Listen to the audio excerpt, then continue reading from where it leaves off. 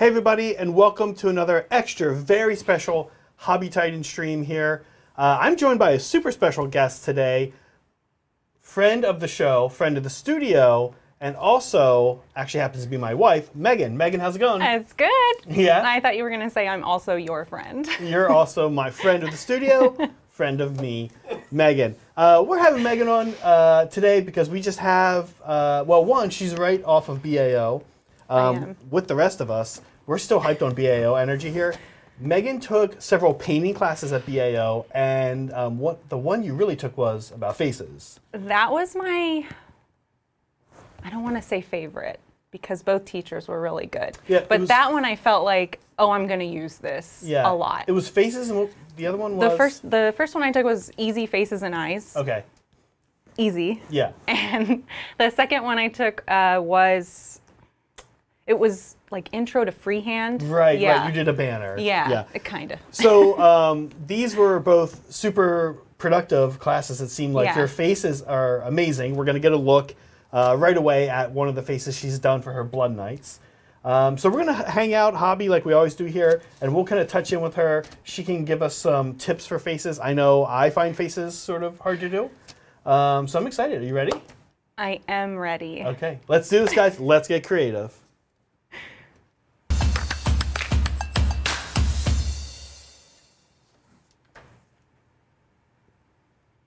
Okay, here, pretty good weight here. I know, I was waiting how bad it was going to be, because it's kind of random. It's like a reveal. Here comes the face, here it comes. Oh, this is one of Meg's Blood Knights. Talk to us about, talk to us about this. It's a Blood Knight. Let's see. Well, talk to us about your painting process. Yeah, I know. Okay, excuse me. Well, overall, I wanted them to be very, very red. I have this vision in my head of them looking like a wave of crashing blood on the field. So I wanted them very red.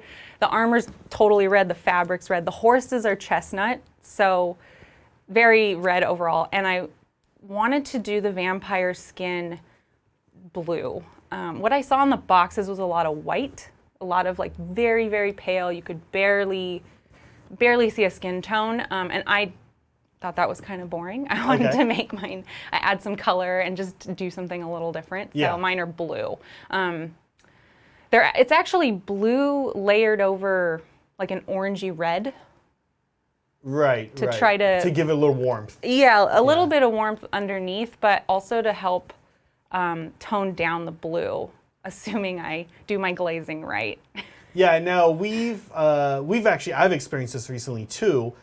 Even doing skin for my daughter's a cane who should have a little more pale skin. If you don't put something warm underneath of it, it does seem to like come out flat looking, or like just like you missed a step, quite honestly, for lack of a better phrase. So the warmth underneath is pretty good. Yeah. So what are you actually going to be working on here today? Oh my gosh. Oh, you guys can't see it in that view. Okay. I have a ton of models. I've been working on my Soulblight army in batches of stuff. Like my professional brain is like deliverables. What are today's deliverables? Today's deliverables are faces. Okay. I want to get through all of the faces, or as many as I can, in the 2 hours that I'm here. So I have all my models that are prepped, which do have faces on them. And that's what I'm just going to be working through those today. Yeah. So we'll see how far I get.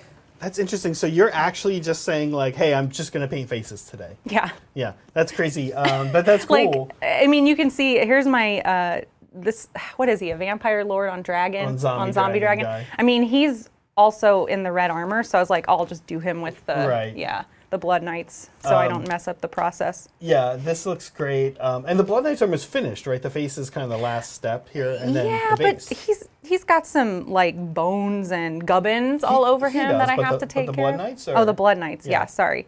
Blood Knights are pretty much done. I have the faces, and then I have edge highlighting. So, you know how, I mean, I always do this. I don't know if your audience does this, but I plan to get a lot of stuff done within the next 2 hours. Yeah. So I bring like all my stuff and all my paints. Yeah.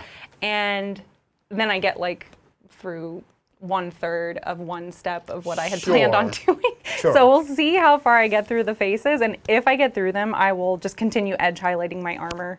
Great. Because it's armor, faces, and I think hair that I have left. Yeah, like you know, and anyone at the studio here, Adrian, the guys all know, I will routinely in our apartment kind of load up like a Tupperware container of all the stuff I'm going to work on, stack several more Tupperware containers on top of it, go load it in the car, go down 3 flights of steps, drive over here to the studio, and then like work on one of the boxes, and that's it. And then be like, cool, I actually have to take this back home now. I have to take it up the stairs. Completely pointless. But that just happened a lot to me as well. Well, great. Okay, let me show you guys what I'm going to be working on, because what I'm working on is slightly special. I'm kind of excited about it.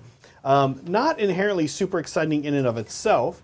It is an endless spell for my Daughters of Cain Age of Sigmar army. It is the Bloodrack Viper, which is a super cool model. I've already finished the base, and you'll see me kind of add this by the end of the stream to the base. And why this is special, though, is when I started my Daughters of Cain army, a fan of our stream, of the Titans community, and beyond just a fan, just a very important Titans community member and mod, Melody Wallace here on YouTube, Sister Melody on our Discord, said, hey, I've got like the endless spells for Daughters of Cain. Do you want them? And I said, heck yeah, sure, why not? So she sent them to me, and now I've got them here. So hey, Melody, thank you so much. And I'm really excited to paint this. I have already finished the Heart of Fury, which is the invocation they have, and I'll show that to you guys in a little bit here. Great. Well, with that said, I know I'm going to get going. Are you ready, Meg? I am ready. Okay, great. And we do have a couple super chats. We do have a few super chats to get through here. Let me grab some of them, because we actually had a few come in before the show, which weirdly then like YouTube like deletes. So thank gosh. Well, we have this great bot that Bridger has made for us that puts them in our Discord. Yeah, I guess it can't delete from your bot. It can't delete from our bots. And a big thank you to Super Reedy. Thank you, Super Reedy, so much as always. Meg let loose on the stream. Now this is an Avengers level threat. Oh boy. No, but seriously, good luck. You'll kill it. Your rabid fan base of 2 people has been looking forward to this. Where's Broken Chef? Yeah. Thank you so much, Super Reedy. For that. And you know what, while we're at it, let's read Friend's super chat here as well. Thank you, Friend, because this is definitely something you and I will need to discuss. Thank you, Friend. Wait a minute. You don't want to talk about Avengers first? Avengers. And how terrible it is? Look, I don't. We're already. We'll get to that later. We're gonna get raked over the coals enough as it is for the Hobbit talk. So, Friend says, can we improve the Academy Award nominated Hobbit by leaning into what makes it great? Its musical elements. The Hobbit musical, parts 1 through 3. When? First of all, Friend. Wow, that is a hot take. That is a hot take. Among us. Even among us, because we don't really like musicals famously. Oh my gosh. Famously. I've walked out of 2. We've walked out 2 Yeah, recently. that's right, together. Yeah. Oh. Like, we're talking like go to the movies, sat down, bought Paid for a ticket. Sat down. Didn't buy treats though, I think because we knew it was a possibility. And I love popcorn at movies. But when I went to these 2 musicals, I was like, there's a chance I'm not sticking around long enough to get into this popcorn. So we walked out on La La Land. La La Land. Immediately. Oh yeah, I think we made it to, well, the traffic song started, and I looked at Zach and I was groaned. like, we both just went, what are we doing here? Yeah. I'm also a music professional. There's no excuse for you to not. I need to paint. I'm never going to get anywhere. Yeah, but yeah, like there's no excuse for you not to like musicals. Fair But enough. so we left that one. I couldn't take it. And the second one we left was Beauty and the Beast, the live action version. Yeah. Same thing. I love it as a cartoon. Yeah. But as a live action thing, I wanted no part of it. Right. It was. Yeah, I don't know. I don't like it when people sing. It's weird. I don't know. I don't know why, but for whatever reason, we're just like super not a fan of musicals. So we walked out of that, and then the Beauty and the Beast and La La Land. Oh man, Melody. Well, we're dead inside. When it comes to musicals, definitely. I mean, I like Disney musicals. There's some that I like cartoon musicals. Yeah. Like that's cool. I'm into that. Some of the like modern ones from the late Mulan. 90s, early 2000s, like Rent and Chicago, were okay. Not exactly my thing, but they're okay. Hobbit musical, it's interesting. I wouldn't go see it. I wouldn't go see it either. The music in it is cool. I do like the dwarf songs, etc. But I would definitely not go see it. Now I'm going to hop in here real quick and just show you guys kind of the way talk about the way I'm going to paint this Bloodwrack Viper, because we're going to paint him a little bit different. If you've ever seen the images on GW's site, this is a very red model, and I want to copy that, but I'm going to do it a little different way. I'm going to basically paint grayscale. So starting from black, I'm going to go Mechanicus Standard Gray. Then I'm going to do Administratum Gray. This is a gray scaling recipe that I've used for a lot of things that I know that I like. Then I use this Althuan Gray, which is almost like a cool white. And then finally I'll use a little bit of my favorite Titanium White. So I'm going to paint this thing like black and white. And then before the stream I did a few tests to see if I would prefer to use the AK Interactive Penetrating Red ink, or if I'd prefer to use the Contrast Blood Angels Red. I actually thought the Contrast Blood Angels Red was a little bit better. It's like a little bit deeper. So that's kind of how I'm going to paint this. It's a lot of airbrush, but there will also be some brush work, especially because I want to bring out a little bit of edge highlighting on the scales. And that's how I'm going to do it. Meg, how are you doing? Let's jump in and see what you're up to. I'm still getting my paint set up. But the colors that I'm using first are going to be Squig Orange. It's got some airbrush paint all over it, so it's hard to read. So Squig Orange is the base. I love Squig Orange. I like the name. It's I don't know. I love Squig Orange. I like Squig, like Squig stuff. Squigs conceptually. They're cute. I know everybody does. Yeah. All right, Luganath Orange is the next layer. That's where I'm gonna do some highlighting in the red tones. Then I'm gonna do, in between each of these washes, or each of these layers, sorry. You okay? Now I am. Okay. Yeah. I'm going to do washes of the Fang. What is it? It's airbrushed out, so I can't read That's it anymore. It. The Fang. Okay, That's great. It. I got it. There's nothing left. So turn that into a wash. Yep. And then bring out highlights with this layer Blue Horror. And I just have some basic creamy ivory for the eyeballs. Yeah. Now. Yeah. I'm... For pupils, if I do pupils on some of the bigger models, I think I'll just make them orange. Oh, okay. I kind of like how that looks. Yeah, it's kind of terrifying. Yeah. Nice. Well, listen, folks, we do have a poll. Speaking of, we decided as we're fans... not going to end it yet, right? No, we're not going to end it quite yet. We'll end it maybe at 7. As fans of the show know, I have taken a lot of criticism over the months, about a year now, honestly, of liking the Hobbit trilogy. And even going so far as to say that I actually enjoy watching the Hobbit trilogy more than I enjoy watching the Lord of the Rings trilogy. I've actually never said it's better. I'm not with you on that one. I'm not sure that it is. But you're welcome to your opinions. Yeah, it's not that I've ever said it's better. I've just said that I like it more. Yeah. And that means something. But we do have a poll, and we're just leaning into the Hobbit trilogy, and we're saying you've got to pick one. Which one of the trilogy is your favorite? And it looks like currently we have a front runner, but we'll close it at 7 and kind of see how it's going. Yes, 7. I snuck it in. I snuck it into a Hobby Times episode. Pretty. Oh, there we go. Pretty interesting there. So just put the gray down. Let me switch here. You can see the Bloodwrack Viper now gray. Not super, like that first coat wasn't a big deal, because I don't care if mostly it's gray. But there is some blood dripping off this thing that I'll turn very white at the end before I do the tint. So I'm gonna start there. I'm gonna switch to the Sotar just so I have a little bit more control over where the airbrush paint goes now that I've got the base kind of color down.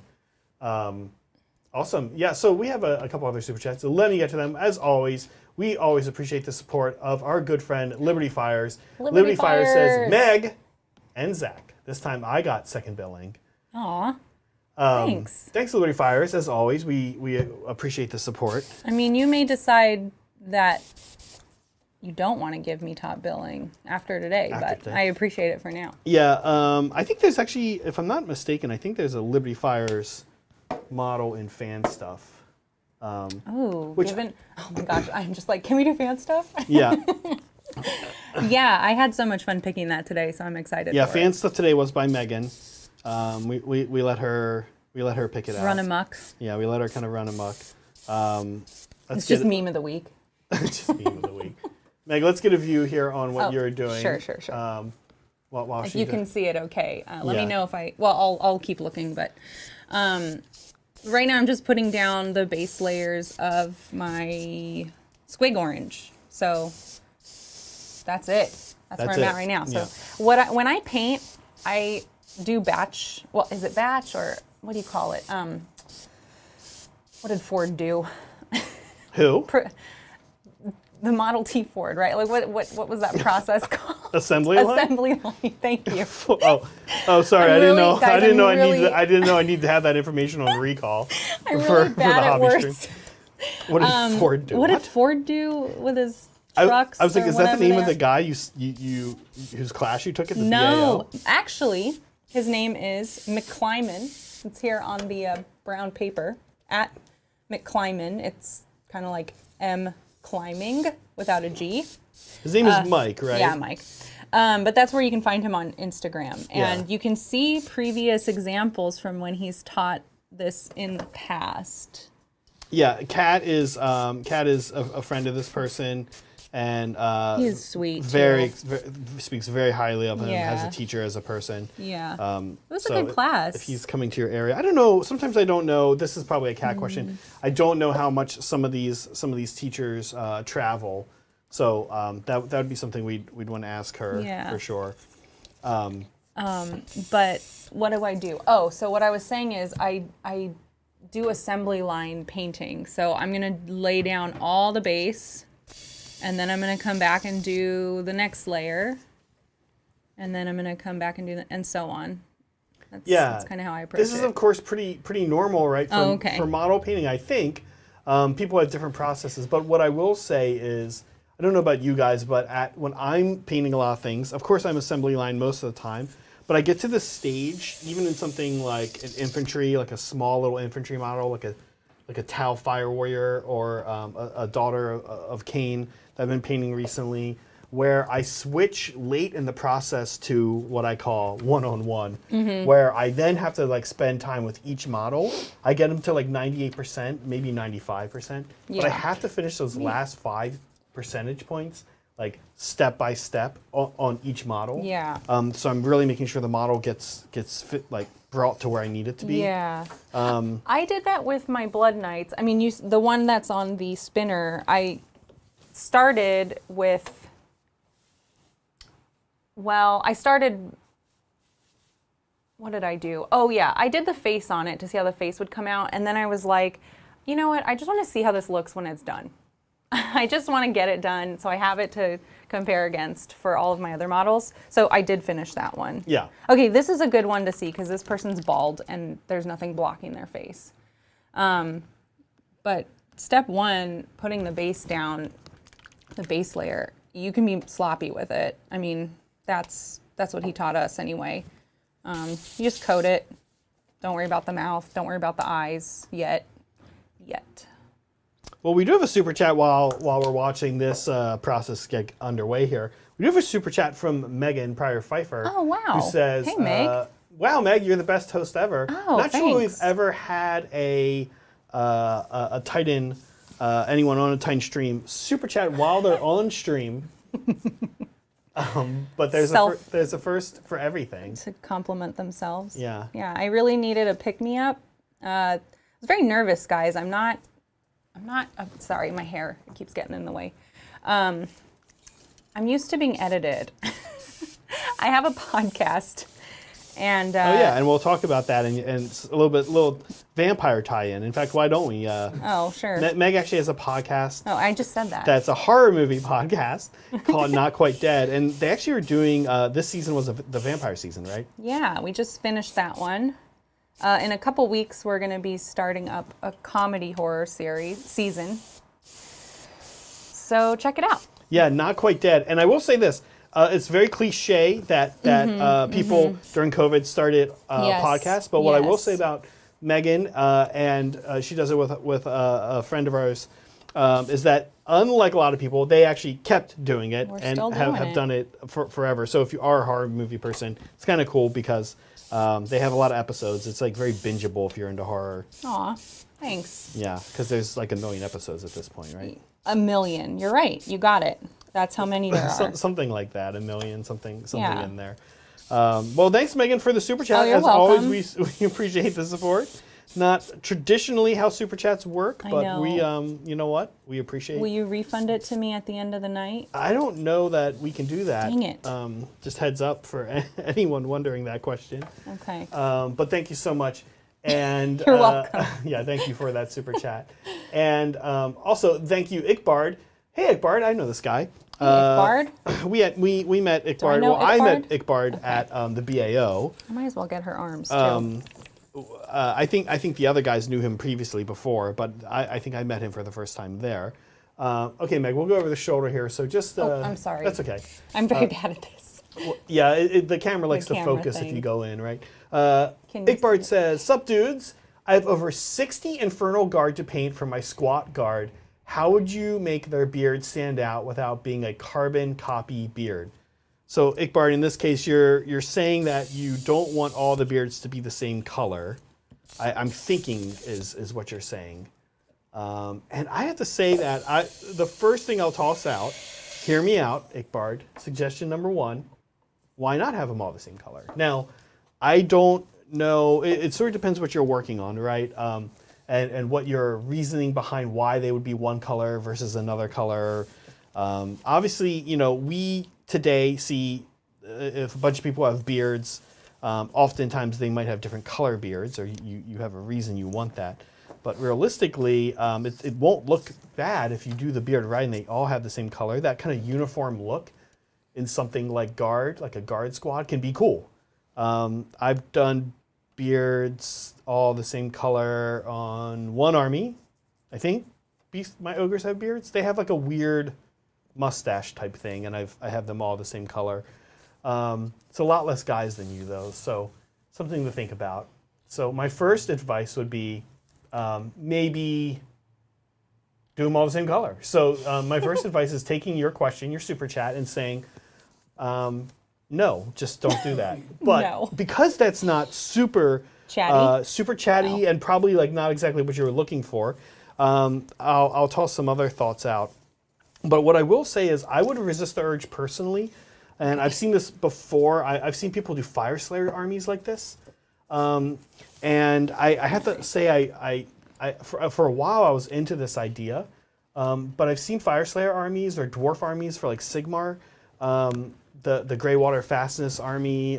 There's a couple where people will do like, oh, some have red beards and some have blonde beards and some have gray beards and black beards. And I don't like the look of it. So I don't know what you think, but I would pick a range, and that range might be like either warm or cool. And so for cool, I would maybe go from like a cool dark gray to like a medium gray to like almost a white beard. And maybe even like a cool like lighter blonde beard, maybe as far as that. But I wouldn't do red or like brown, or I do warm and I do like chestnut, auburn, red. Then I would like play in that range, Ickbard, but I would not. I wouldn't mix all over the place. What do you think, Meg? You have thoughts on this? Variety Beard, is the beard variation. Beard variation. Variety is the spice of life. I think why not mix it up? I think that's a very personal question. Yeah, it is. I find it fun to do different painting applications on different models. Like these 10 Blood Knights, I'm good. I don't want to do more than 10 of the same thing. You know what I mean? It's a lot of the same.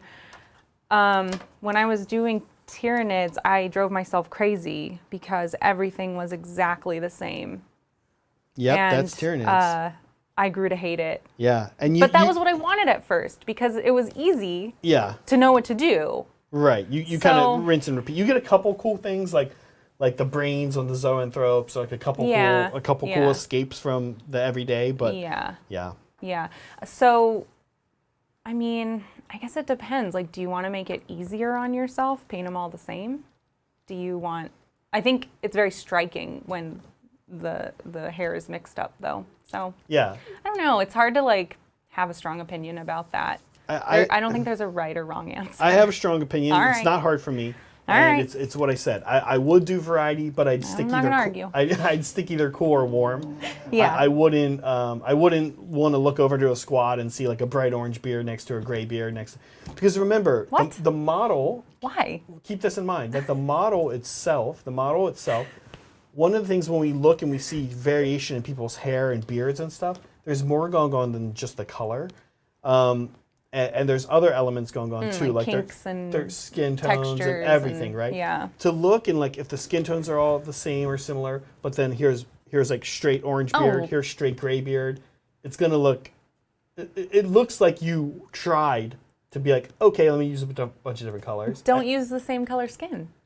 You can do that too, Mix but it all I up. still think like, Like, go big. yeah, you can do that too. But all the time, I'm not really helping this well, super chat, am I? it's just a different philosophy. But what I would Yeah, say is, that's all true. of it for me at the end of the day, Iqbard, is what does the army look like when I sit down and look at it, right?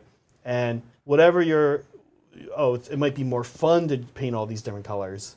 And if that's what you value the most, then you do that, right? For me, I want the army at the end of the day to look striking on the tabletop when my opponent walks up. So for me, I'm going to make decisions that facilitate that. You like at the least way in my opinion. you like the way uniformity. Uniform, appears. or even within, like I'm saying, within a range. Yeah. Like I wouldn't. Your Gargants though, those were all very different from each other. Those were cool. There's so few of them. I know. Yeah, Yeah. and you know, when we did that, we painted all the Gargants as a team. I said the day before we painted them, I said I'm going to do the skin, and the reason I said I'm going to do the skin is just because that process was done the same way. Yeah. If the process had been done a different way, It would look weird. it would look weird, right? Yeah. But if you're doing the process the same way over and over again with different colors, then it's your process, and it's gonna reflect that. Yeah. Some uniformity, some variety is good, Iqbard, and some uniformity is good. You kind of need to find a mix. I wish I could tell you there's an easier answer. Thank you so much, Prime Vino. So Vino. Meg, you know, you chat with this guy. Oh so my Meg, gosh, I chat with this guy. we know you fell in love with Zach for love of the Hobbit series. Oh boy. But what else got you to stick around? Great to see you. Oh on my Hobby gosh. Titans. Oh boy. They're asking for the first moment I knew I loved you. Yeah. Okay. Well, I don't know. I mean, kind of. That's Yeah. right. I guess so. Are you being negative? No, I'm not being negative. All right, this is a jolly place. You got to keep it It's a jolly jolly. place we found out today. Okay, so hey, We didn't mic Adrian up, but he is off you can hear camera. him Hobby. giggling, being jolly off he to the side. decided that this is a What was jolly I friendly doing? work spot place today. Yeah. So Zach and I met at camp. Have you told them this? I'm not sure. All right. Yeah. Them. Yeah, I'm not. Have you I'm not told sure. those people? Yeah, I'm not sure if that's ever come up before. Okay. Yeah, we met at camp. It's called Blue Lake Fine Arts Camp in Michigan, and it's a band camp. It's supposedly this is what I've heard. This is not true. Nah, let's go with it. Let's spread the rumor. It is incorrect. Nah, we don't know that. We don't know. Maybe it is. Okay. Maybe it's not. I think everyone that goes to a camp says what Nah, Megan is about to say. that's not true. All right. Well, anyway, Zach doesn't believe me, but it's the camp that American Pie was based off I of. don't- Yeah, it's that camp. I think every camp says that, but okay. Anyway, that's what I heard. So we met there. Zach was teaching. What were you teaching? You were teaching music history or music appreciation for the little kids. Yeah, something like yes. And then- music history, music appreciation. Yeah, and then I was teaching art for the little kids, and it was more of like arts and crafts, like little fun projects to do. Mm-hmm. And so we went to all the same trainings because we got there at the same time. And I had just come out of a relationship, and I was like, okay, I'm here to start over. I'm not here to date. And then I met Zach, and that changed everything.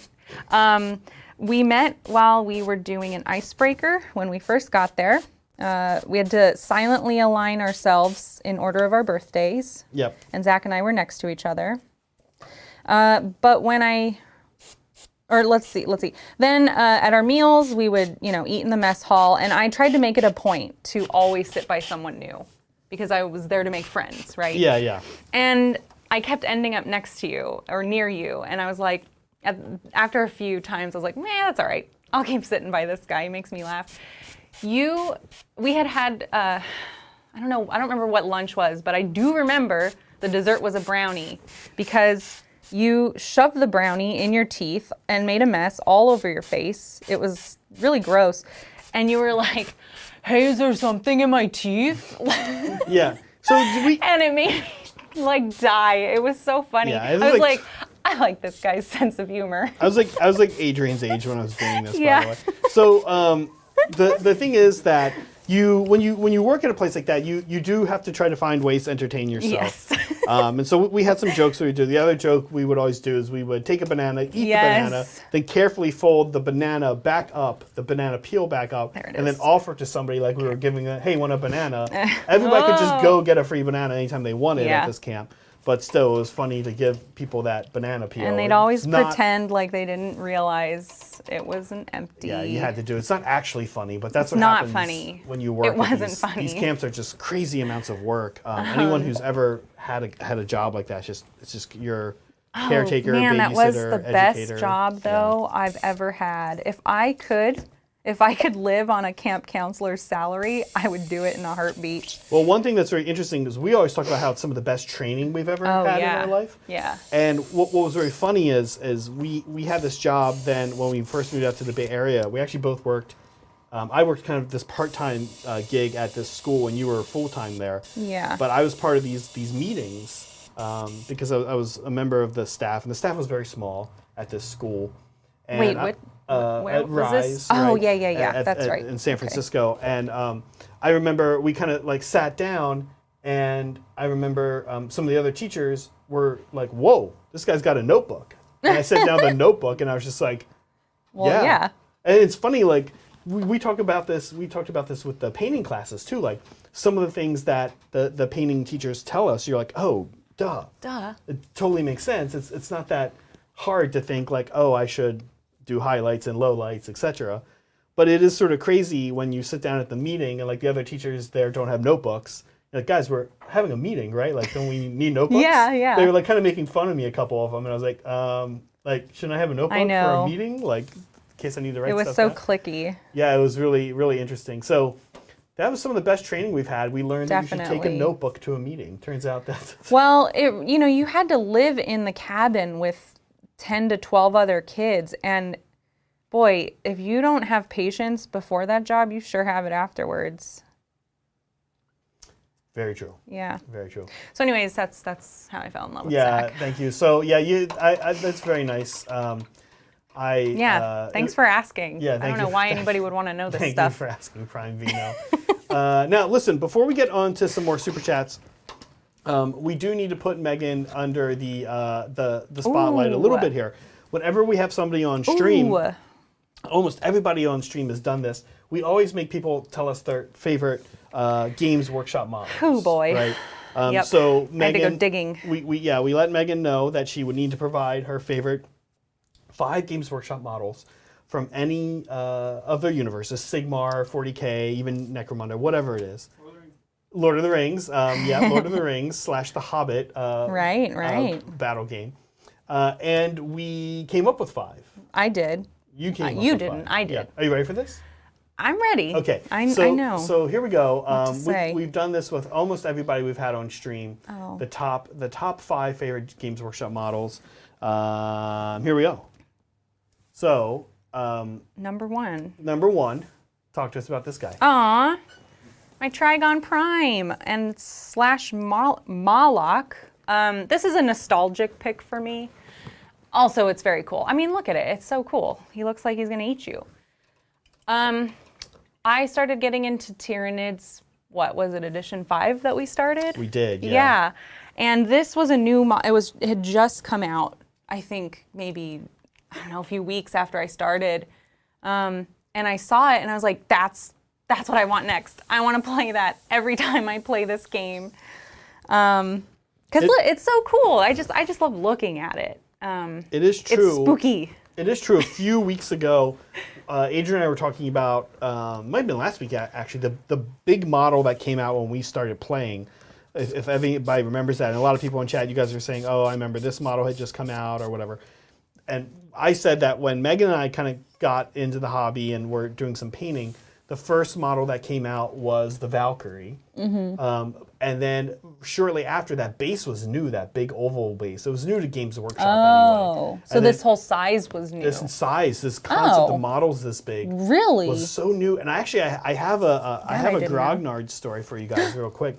I was playing this guy that I used to play, and I was friends with him, and I had my Riptide. I just painted my Riptide. I was playing a game, and me and this guy were playing, and this guy's a super cool guy. We're playing, and this Grognard that this guy was friends with, this guy's super Grognardy, comes up and he's like, hey man, how's it been? Blah, blah. He's talking to the other guy. And the other guy's like, hey, it's going great. How you been doing? You still playing 40K? And the Grognard was like, no, I don't play anymore. You want to know why? And he points to my Riptide. He goes, that's why, right there. Well, he could just buy one himself. He's like, he just couldn't stand the size of model. He was angry about the Moloch and the Valkyrie. Yeah, he was so angry about it. It's very interesting. They're so much easier to paint. I know, and they're fun. It doesn't make any sense. They're these cool centerpieces on your board. Oh man. So maybe a generational thing, not for Grognards. I don't know. I don't know. I think that's very strange. But I had a tough time deciding. I remember on Trigon Prime or Moloch because I actually like the way the Moloch looks better. I love the spindles coming out of its mouth. Right. It's super cool. So eventually I bought one and made both. Yes. But yeah, so I don't know. It tunnels. It's big and mean looking and spooky. It's the first monster I painted. I entered it into what do they call it? It was a painting contest at the Games Workshop store. Yeah, you got. What was the contest? Crystal Brush? No, it's not Crystal Brush. No, it was Warpstone. It was Warpstone challenge. Warpstone, yeah. And I won. It was cool. Yeah. We have that. We have a little trophy still to this day. It's fun. So I feel very attached to this model, even though I'll never play with it again because Tyranids are hard to play. Yeah. Okay, cool. So there he is. There he is. All right. Next is this thing. Oh, yeah. Talk to us about this. All right. So I knew I had to pick something from Soulblight. We'll get into why I picked Soulblight at some point, I'm sure. But why this?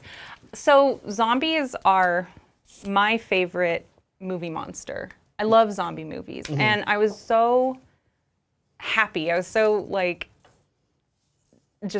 I loved absorbing all the zombie pop culture, maybe a decade ago or so. Zombies were hot for a little while. Super hot, and I loved it.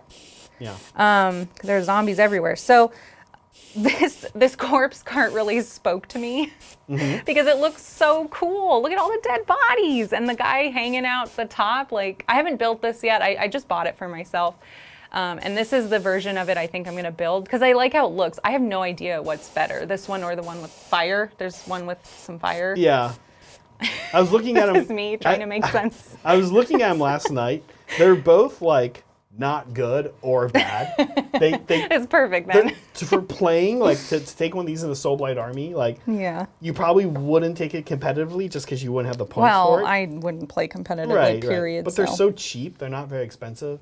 And guys, if I ever do go play in a tournament, you should sign up because I'll be an easy win for 5 of you.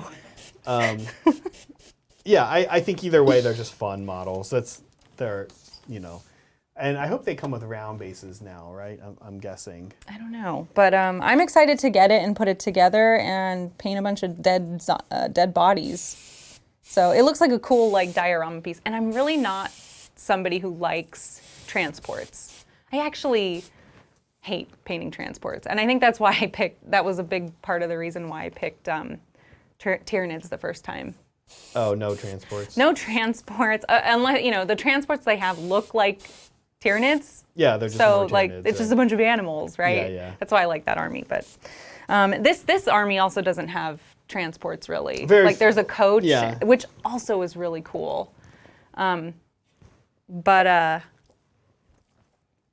I like this one. Yeah. Yeah. It's cool. It's a fun model. got- I yeah. actually don't think I realized that you were into this model. Like, that this model spoke to you. Okay, Yeah. what about this guy? Oh, that's the Great Unclean one, right? Yep. Okay. I'm so bad at the names, but I know, we should have given you a quiz like we did Kat. I know. Although her quiz was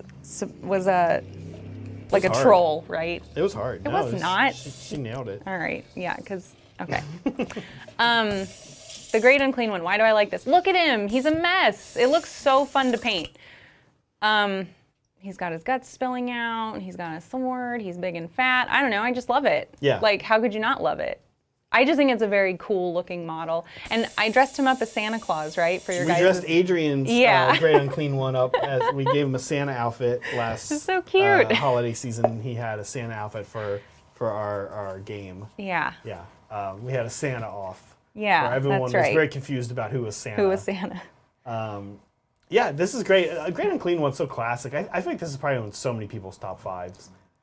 It's just got so much fun detail in it to paint. Again, I don't know how it plays. I don't play. Yeah. I don't play to win, that's for sure. When I do play, I play to try to memorize my rules.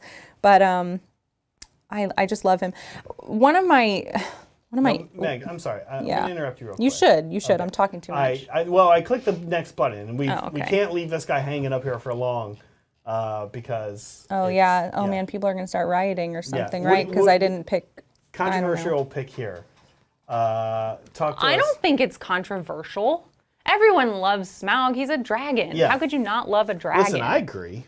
And it's huge. Look at how big he is. Yeah. I really want this model, but it's so expensive. I have to say, I had to say, Does Tabletop Titans need one? Because I'll paint it for you. I have to say that okay. We all know that GW products are expensive. We all get that. Which is fine. I was actually expecting the price tag on this thing to be way higher than it was. I know, but I'm not gonna buy it. Do you know the price tag on it? Isn't it like $600 or something? I was gonna see. I was gonna give 400. chat. I was I gonna forget. give chat. Oh, I'm sorry. It's like, no, it's okay. It's okay. I was genuinely I don't know how expecting to this host a thing. It's okay. I was genuinely expecting this thing to be like minimum $1,100, $1,200. Oh my gosh. I don't know Okay, why. got Maybe her maybe done. I'm just like crazy. But we know that their products can be expensive. This thing is actually Yeah. made to order. And That's so cool. It is the biggest Yeah. GW Actually, I don't need to do outside of Forge World anyway model that they've ever made. Yeah. It's so big. It's so imposing. And it's got so much skin to paint. I don't know. It just looks like a good one to paint. And I like painting big monsters and animals. And it's Things that look like animals. right. And this guy is like, you can see like. Again, this is not like a Hobbit thing, right? But like, he's in a movie. It's a character we know. Yeah, and love know and cherish. love. Right. Yeah. Yeah, the Smaug model is very cool. If we ever do end up playing this game, though, like you and me, Yeah. I know you guys will end up playing it here at some point probably, but Yeah. if we get to play it, I am You want to play Smaug? gonna buy it. I think you actually just played I it. just don't think we will. I'm not holding my breath. Okay. I actually literally, I'm not joking. I think if we have any Lord of the Rings players in chat, let me know. My understanding, I've been told, is that it's very possible to simply just play this model against. Oh, I would love that. I would have no rules to memorize. Against the yes, good guys. I will do it. I will be Smaug. Sean Williams says it's the size of a toddler. Oh, great. That's amazing. I love that, Sean. Yeah. Oh man, I want that model. It's Oh cool. yeah, where's Soups? Soups was asking me what model I wanted. I should have said this one. Oh yeah. Soups. I thought this last pick was pretty cool as well. Kind of indicating maybe your Chaos God ranking, I'm starting to realize. What? This I'm is- Slanesh. Well, I think you seem to I like just the don't. Nurgle one. I just don't like the models as much. Yeah. Yeah. I just think Slanesh speaks to me. Yeah.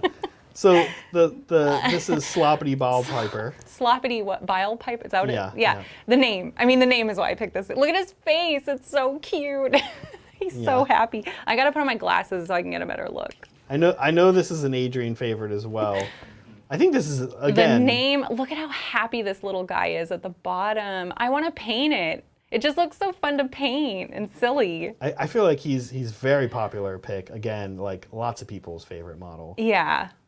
I have no real reason for picking this other than Other than I connect with it on a spiritual level. I don't know. It's great. you love just whatever he's all about Yeah. right there. I'm like, Yeah. oh man, I'm vibing with that guy.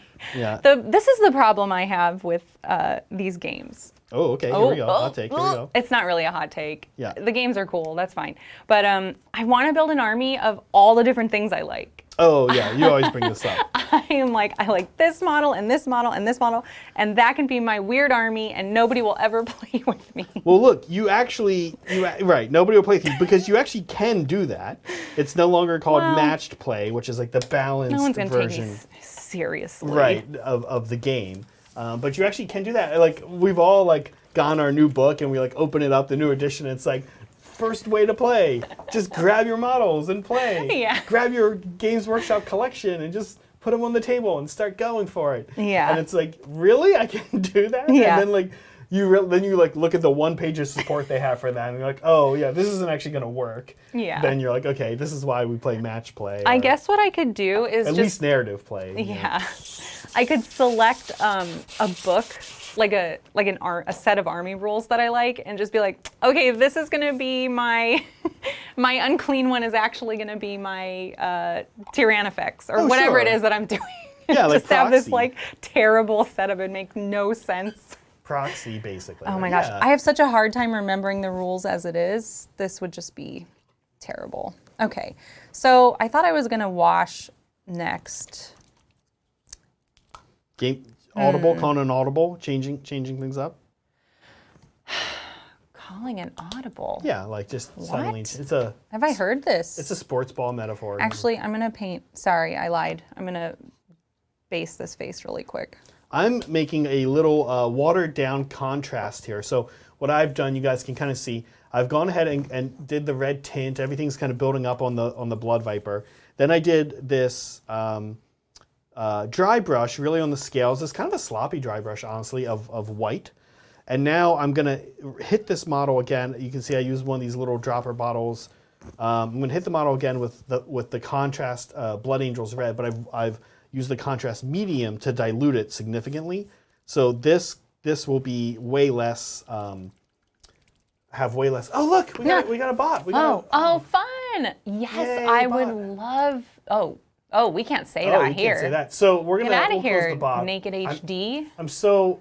If you're gonna be here, at least use nice words. I know, right? So we can make jokes about I it. so want to make the bot a mod one day. It'd be funny, but what would they do? I don't know. Would they even do anything? I told on the bot guys. I reported it. You told. Oh, yeah. Those are my bots, Oh, guys. is it still here? My Slanesh bots. I love Hellraiser, you know? Yeah. It's cool. They're cool. But when I was looking at the models, they didn't speak to me. I keep saying that. Yeah, I just didn't connect with them as much. Yeah. Okay, well, listen, you're talking about your Blood Knights here. We Yes. actually have a super chat about this. Ooh. Let me pull it up here. Oh.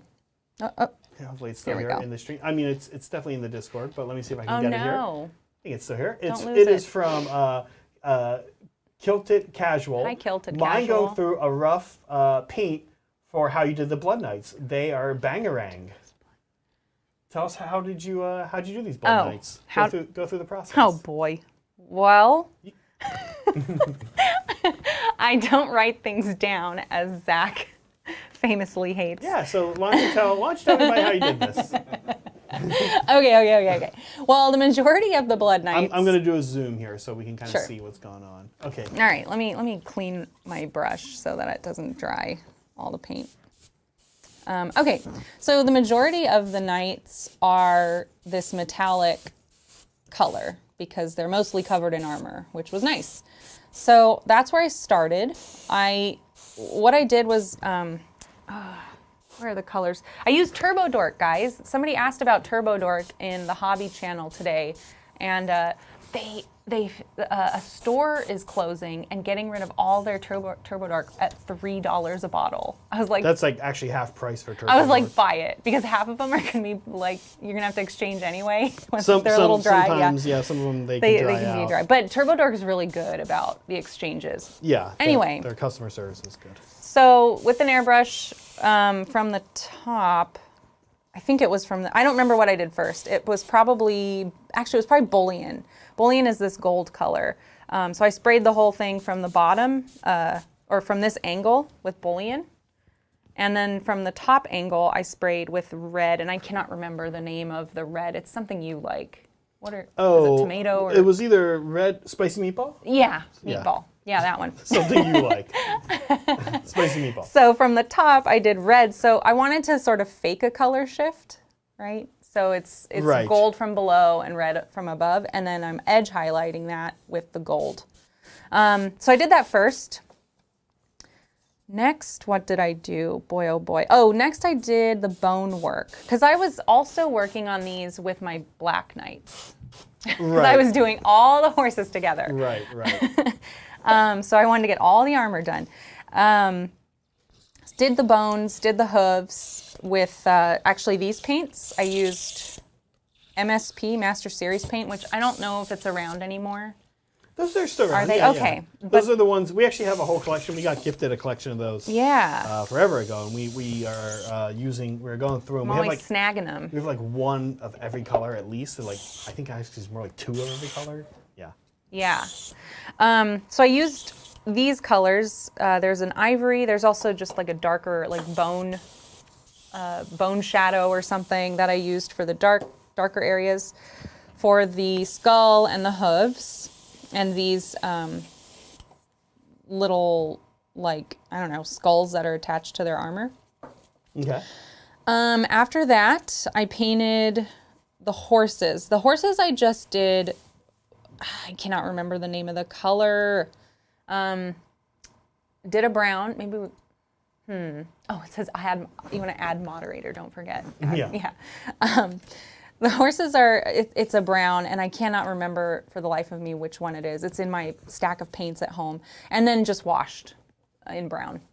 What else? The fabric and the gold chainmail came next, because these horses are all a little bit different, which I really appreciate about not playing Tyranids. Oh yeah. There's just little variations that keep them interesting. So you'd see some of this leather on some of the models. Yeah. So did those in a different shade of brown, because by now my browns and my reds are running together quite a bit. There's quite a lot of red and warmness going on. Yeah. So working with a lot of different types of brown. And then I washed this leather with black to help darken it against the red.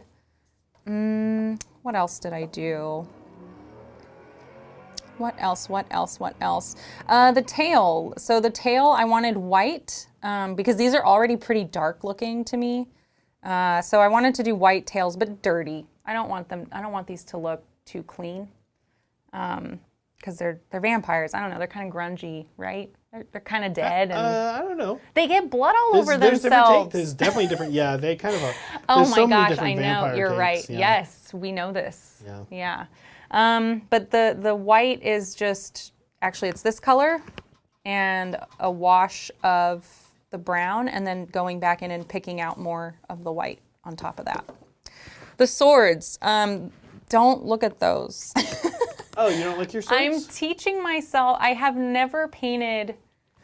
I've never painted weapons like this, like very high gloss and reflective. So I don't know what I'm doing. I'm kind of guessing. I've watched a couple of videos. This is not something I feel like I've mastered. Also, there's a lot of spots on my swords where I didn't realize it wasn't a mold line. Oh, no. I flattened out the edge and it looks ridiculous. I'm like, dang it. You can actually see it here. See how there's two lines in the middle? You can kind of see it. Anyway. I don't know if I see You may see not that see it on this that one. Yeah. Yeah, you probably don't see it on that one. But anyway, so I'm still working on that. I went for an obsidian Here, look. we'll do the zoom here. Oh, the yeah. Zoom view here. I went for here. You can see where I screwed up my what's it called? My filing. You may or may not be able to see it, but I filed down the edge of the sword and it kind of ruined my edge highlighting. So I have to work on that. And I wanted to go for obsidian just so it would, It's kind of different, right? like, yeah, there'd be something to counter the red. Yeah. Right. You want it like a blue-green, like, and I think it's great because like weapons on so many 40K models and Sigmar models are like off to the side. They're like this great point of interest that sticks Yeah. off from the model. Yeah. And they make your models look great. And then you show up at a tournament and they've all broken and you've lost all of that. But hopefully that doesn't happen to you. We did actually, we at some point, Adrian and I will have to tell you, we actually did have a friend recently who broke all of one type of weapon on a model. Oh gosh. That's the story I'm going to let Adrian tell because it's kind of a good one. But he can tell next time he's on. But it happens, right? Yeah. And the sword is just such like a great thing, like a sword or like a cool gun or a hammer, just Yeah. sticking off to the side. That's Yeah. just like, here's green, here's blue, here's even just silver. Yeah, so I signed up. I'm going to Nova with the boys to do some painting classes. Again, not playing. And I signed up to do, I forget what it's called, but it's a metallics class, and I desperately Is need it the non-metal metallics? I or can't remember anymore. which one? Yeah. One of them was like 6 hours long and $200. I didn't sign up for that one. It's just a normal class. I think it's maybe 2 hours, 2 Okay. or 3 hours. Yeah. But I can't remember what it's called. And it's on Saturday at 9. I do know that. Yeah. We're right, very found excited another about head. Nova around here. Yeah. We have not, as a studio, really gone and done like a big presence in the East Coast, which is funny because that's where Yeah. I'm from, and Adrian has family over there as well. So we're really excited about going to Nova. I'm very excited about Nova, and anyone who's chatted with me about Nova, any Titans fans know that I'm most excited about Blue Crab. I can only imagine how expensive Blue Crab is. I was talking about this on a Titans stream recently. I have to imagine it's going to be, when I was a kid, a bushel of blue crabs It's going to be so expensive now. was like $60. I have to imagine like that dates me like crazy. I have to imagine that's maybe 10 times that. How many are in a bushel?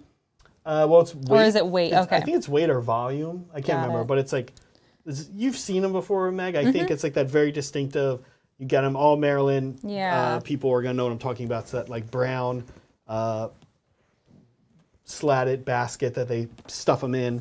And you get that Yeah. basket. And that basket was like, it feeds a ton of people. You always have leftovers. Right. So I'm excited for Blue Crab. I'm excited for Scrapple. Oh my Scrapple. gosh. We were talking about Scrapple. Our niece came out to visit us and didn't bring any with her, and I was very sad. We always try to get her to bring out Scrapple. We were talking about Scrapple. Brett's in chat. Brett and I were talking about Scrapple Does Brett last also? night. I forget. Oh Yes, yeah, he Brett is likes pro Scrapple. Scrapple, Yeah. There's like a Michigan version of Scrapple that's like very similar. What? It's not that different, but it is a little different. Gotta try it. Yeah, we've had it. Guys, Brett brought it chat. back for us. Chat, I miss you guys. Chat, send me some Scrapple. Oh my gosh. gosh. I'm just kidding. Don't. Don't send Scrapple. I'm just teasing. Thank you. Send Scrapple help. Thank you, Emily S. We know this person. Oh, Emily says, hey, good girl. job, Megan and Zach. This is actually Megan's sister, so Yeah. that's very nice of her. Emily is actually kind of a crazy person. Yeah, in let's a good talk way. about her while Yeah, she can't really speak up too much. She's a big Star Wars fan, which you and I is. famously not. So We like Star Star Wars, but not as but much as a lot I of people couldn't do. tell you. I couldn't quote it, Couldn't quote it. except Couldn't. like I love you and I know, but that's about it. That's I don't Yeah, even know. That could be see. from any movie. It sounds like. Well, it's a very important moment Okay. Well, in defining Leia and Han Solo's Leia. relationship. Well, whatever. I think it's Leia. Well, Leia, Leia, same thing. Anyway, So, and actually, what Emily's, what makes her especially weird is that she's really into like witch stuff, like Yes! witches. And she recently got hired she's moving to the East Coast from. Emily owns her own museum of witches. Is about to, not No, she own doesn't it, but own it. she's going to be like the witch She's specialist gonna be the witch person. girl. And I was like, this is very exciting. You're going to be one of those people on the History Channel where Oh they're my like gosh. talking about it. And she's going to make the aliens guy, but for witches. She's going to be like, I'm not saying it was witches, but it was witches. So Yeah. I'm really excited for that, for her to be one of those those historians who wildly speculate on the History Channel about all kinds of stuff. I am just glad that when I go to Boston, I have a place to stay. That'll be fun. Yeah. You can eat lobster. And I'm excited for a very personalized tour of the museum. We plan our trips based on the invertebrates we're able to eat. At least I do. I don't. I do. Okay. Thank you, Rudy Picardo. Rudy! Yeah. Hey, Hobby Titans. Do you have any wet palette care maintenance Oh my suggestions? We do. For example, I'm worried the sponge will get mold or smell terrible after long usage. Also, Megan, can you share what you learned in the other BAO workshop too? We'll do that last. We'll do that second. Let's talk about the wet palette. So, this is also a good cat question, and I'll make sure to get her thoughts on it too, or get her to share it. So, Rudy, you're actually right. That does happen, and the Redgrass Game wet palette. Kind of interestingly, I have this orange one that that has like a traditional sort of sponge on it, and it did go bad. Now it took a little while. And I didn't do anything to maintain it, but I've since learned a couple things to maintain it.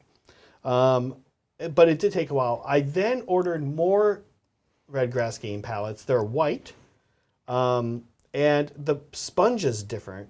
They also now have a Kickstarter that just shipped. Brett can actually tell you about if he's in chat. That is the everlasting one that's supposed to like last forever and not get moldy or anything like that. And I don't know anything about that one yet, but let me talk about the two different types I have here. So this old Redgrass Games one is the type of sponge that they give you for most palettes. If you go in and get like the Gale Force 9 one or the Army Painter one, it's going to be this type of sponge. And it will go bad. So one of the things you can do, this sounds a little scary, is after you've kind of used it for a project or whatever, take it out and set it somewhere dry. You, Rudy, live in an area that's not dry. I know, but if you can get it under some air conditioning or something like that, you want something that sucks the moisture out. It's going to turn hard and it's going to be almost like brittle. Like you're going to feel like you could actually probably snap it and break it, but you want it to totally dry out. Like it's a sponge, right? That will help with this. So if you let it dry out, that kind of resets it a little bit. You then will really have to soak it like crazy to get it spongy and wet and useful again. So that's sort of like most wet palettes have that type of sponge that you want to let it dry out every now and then. I found that helped a lot. I learned how to use a wet palette at BAO. Oh, it's related. Okay, tell us.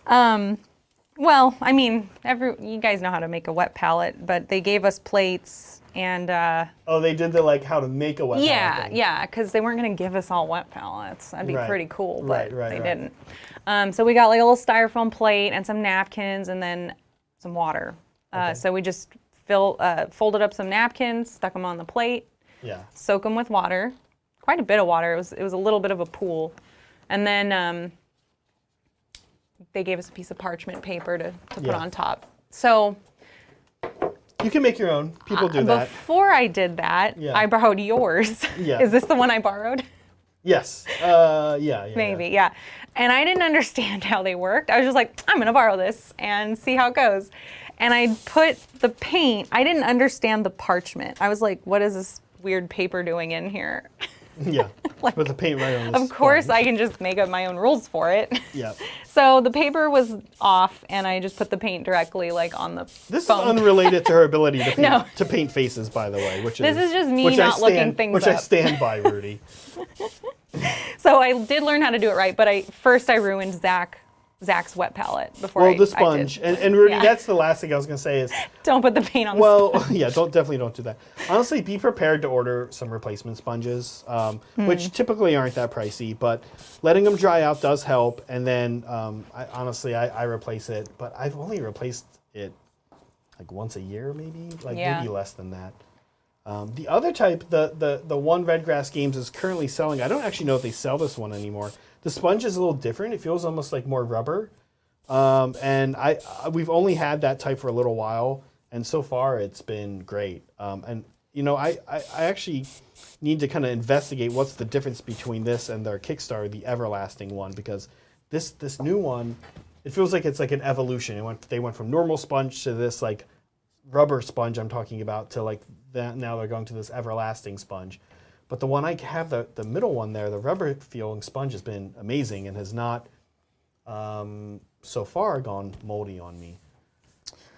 What else did you learn at BAO, man? What else did I learn at BAO? Okay. Well, my my second class I took was something freehand, and that right. That was let me get a marker so I can write that name down. Yeah, and you ended up painting a like a little owl, owl on a banner. Yeah, you can probably zoom in and show it. I brought it with me, and this was taught by excuse me, Raggy Paints. We're both kind of like that, aren't we? A little phlegmy Yeah, there's something in the folks. studio that always happens. It's probably Adrian. All right. Yeah, Adrian's just making us phlegmy. This was he taught the freehand class that I took. So it was funny because I got there thinking, oh, they're going to give us a model or a banner to actually paint on. And what we got was this piece of foil. It's basically a piece of foil, but sturdier. So it's thicker than your standard foil. And he had us paint directly on the foil. Was it primed? It was primed or something. It was primed. That's Okay. true. Yeah. This side is primed. This side is not. I asked because I ended up thinking that this was sort of an interesting way to make a banner for an army. Yeah. If you've got a smaller piece, maybe. So I did ask about that. Yeah. Let me go through what he taught, and then I'll tell you. So he had us just paint an owl for no real reason other than, it's just something to paint. It was literally just practicing the approach to freehand. There's a few different things you could paint. One of them happens to be an owl. It's like owl. That's it. Orange. Those are the two things not the you can color, paint. but the fruit, and that's it. So it's so between we that. went with owl. Everybody knows this when you walk into a class. Owl or orange. Okay, That's keep going. it. Yeah. Sorry. All right. So give us the foil. The foil is meant to represent your banner, and he recommended this. Doing this before you actually paint on your model. So get a piece of foil, paint what it is you think you're going to do, and then you have your foil that you can now roll. Now it's been crinkled, so it's a bit of a mess, but you can fold it into a shape that mirrors like whatever banner. So like when I squeeze John Paint Your Minis onto this little guy, I'll have to I'll write it out pretty small on a piece of foil, and then I will bend it to. Zoom. Oops, Sorry. I'm sorry, There my we go. stupid That's okay. head. You're good. And then I will fold it to kind of match the folds in this flag, and then I'll have a better sense of what it should look like when I paint it. So that's why we do this. Yeah. That's why he taught us this. What we did to start was to paint. Well, I guess I could do it with paint. He had us first start with like the general shapes of the owl. Or again, this could also be for an Or an orange. So here's your orange done. The orange one in this way is easier, right? You would say? I think so. It's just another. It's like two. It's like a one small owl. orange and a big orange for It's those like- of you that are confused. No, the owl's kind of like a pineapple and an orange. Anyways, Moving on. no, I think it's a potato. Here, yeah. Okay. Then he gave us a little sheet that took you through the steps of drawing an owl. So you just, we kind of went and did that. And as we got our edges, our edges of our shape figured out, then what you started doing was painting in the background to like cover up your line work, right?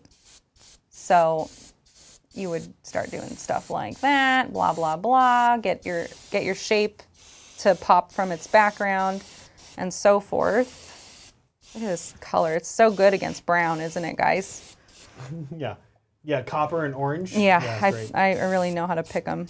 I really know how to host a show. Okay, but you start filling in. You start filling in and solidifying your line work the way you want it.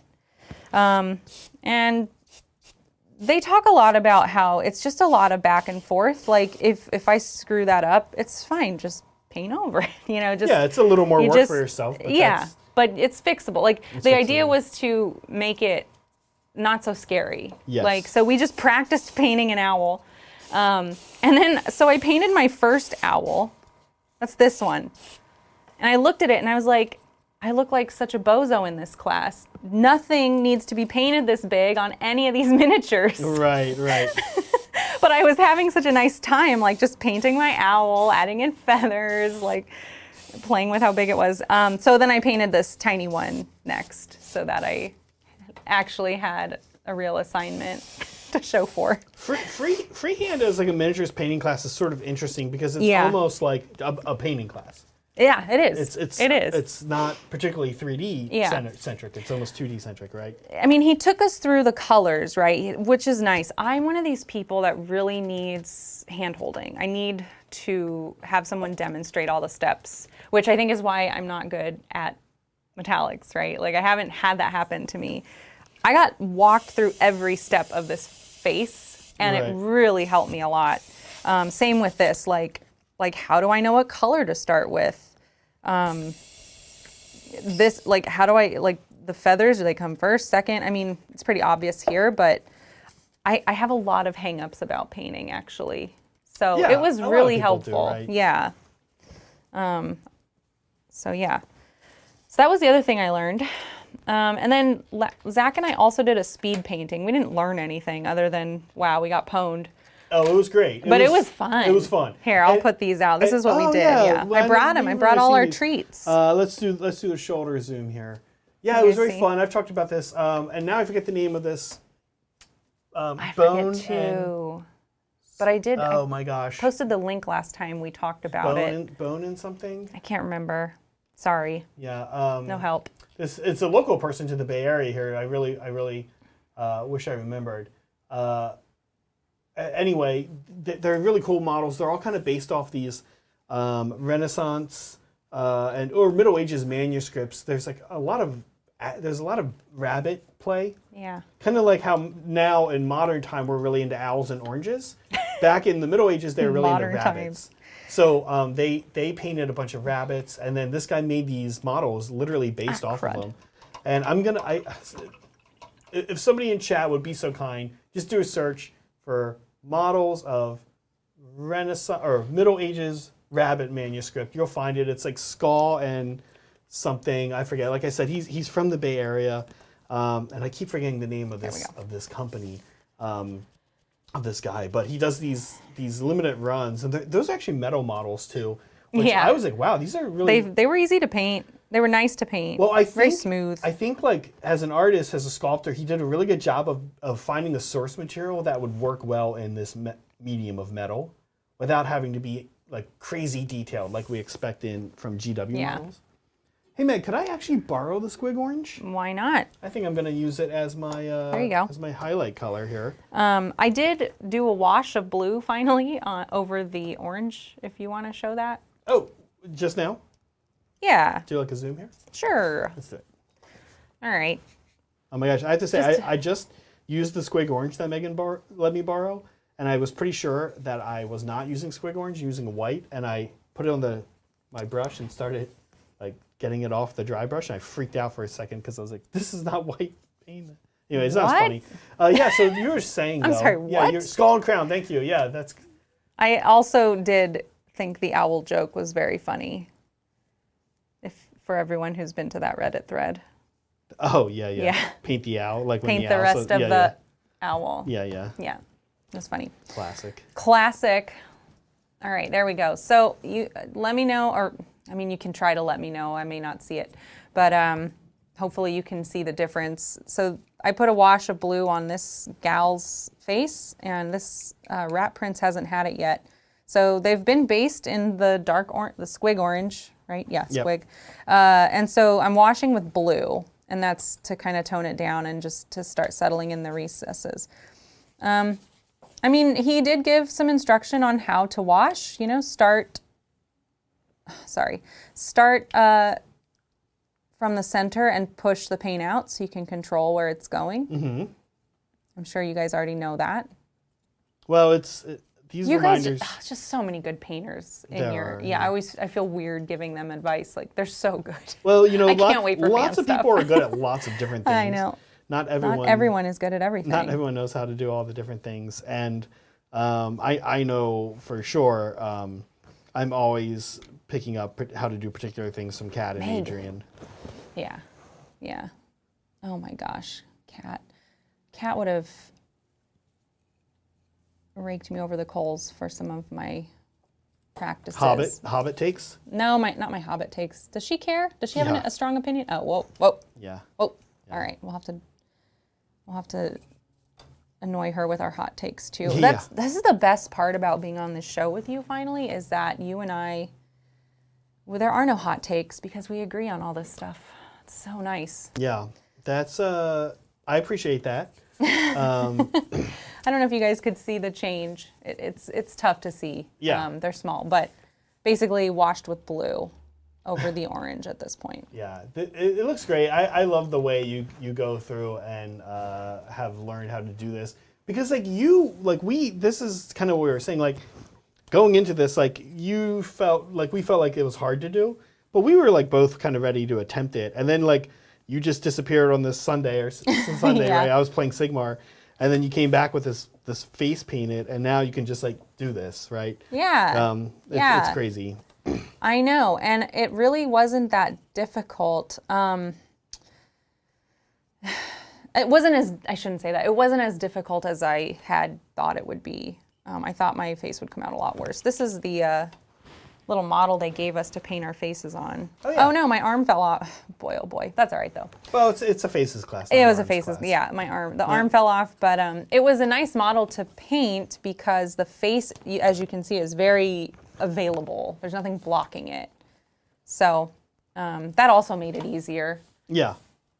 I have some Blood Knights here with a lot of armor, well, a mask, like face armor. Yeah. And so you can't really see their face, so I'm probably not going to do as much work on those as I am on the rest it's the of these. helmet, right? Yeah, Actually, can I ask? I was kind of curious.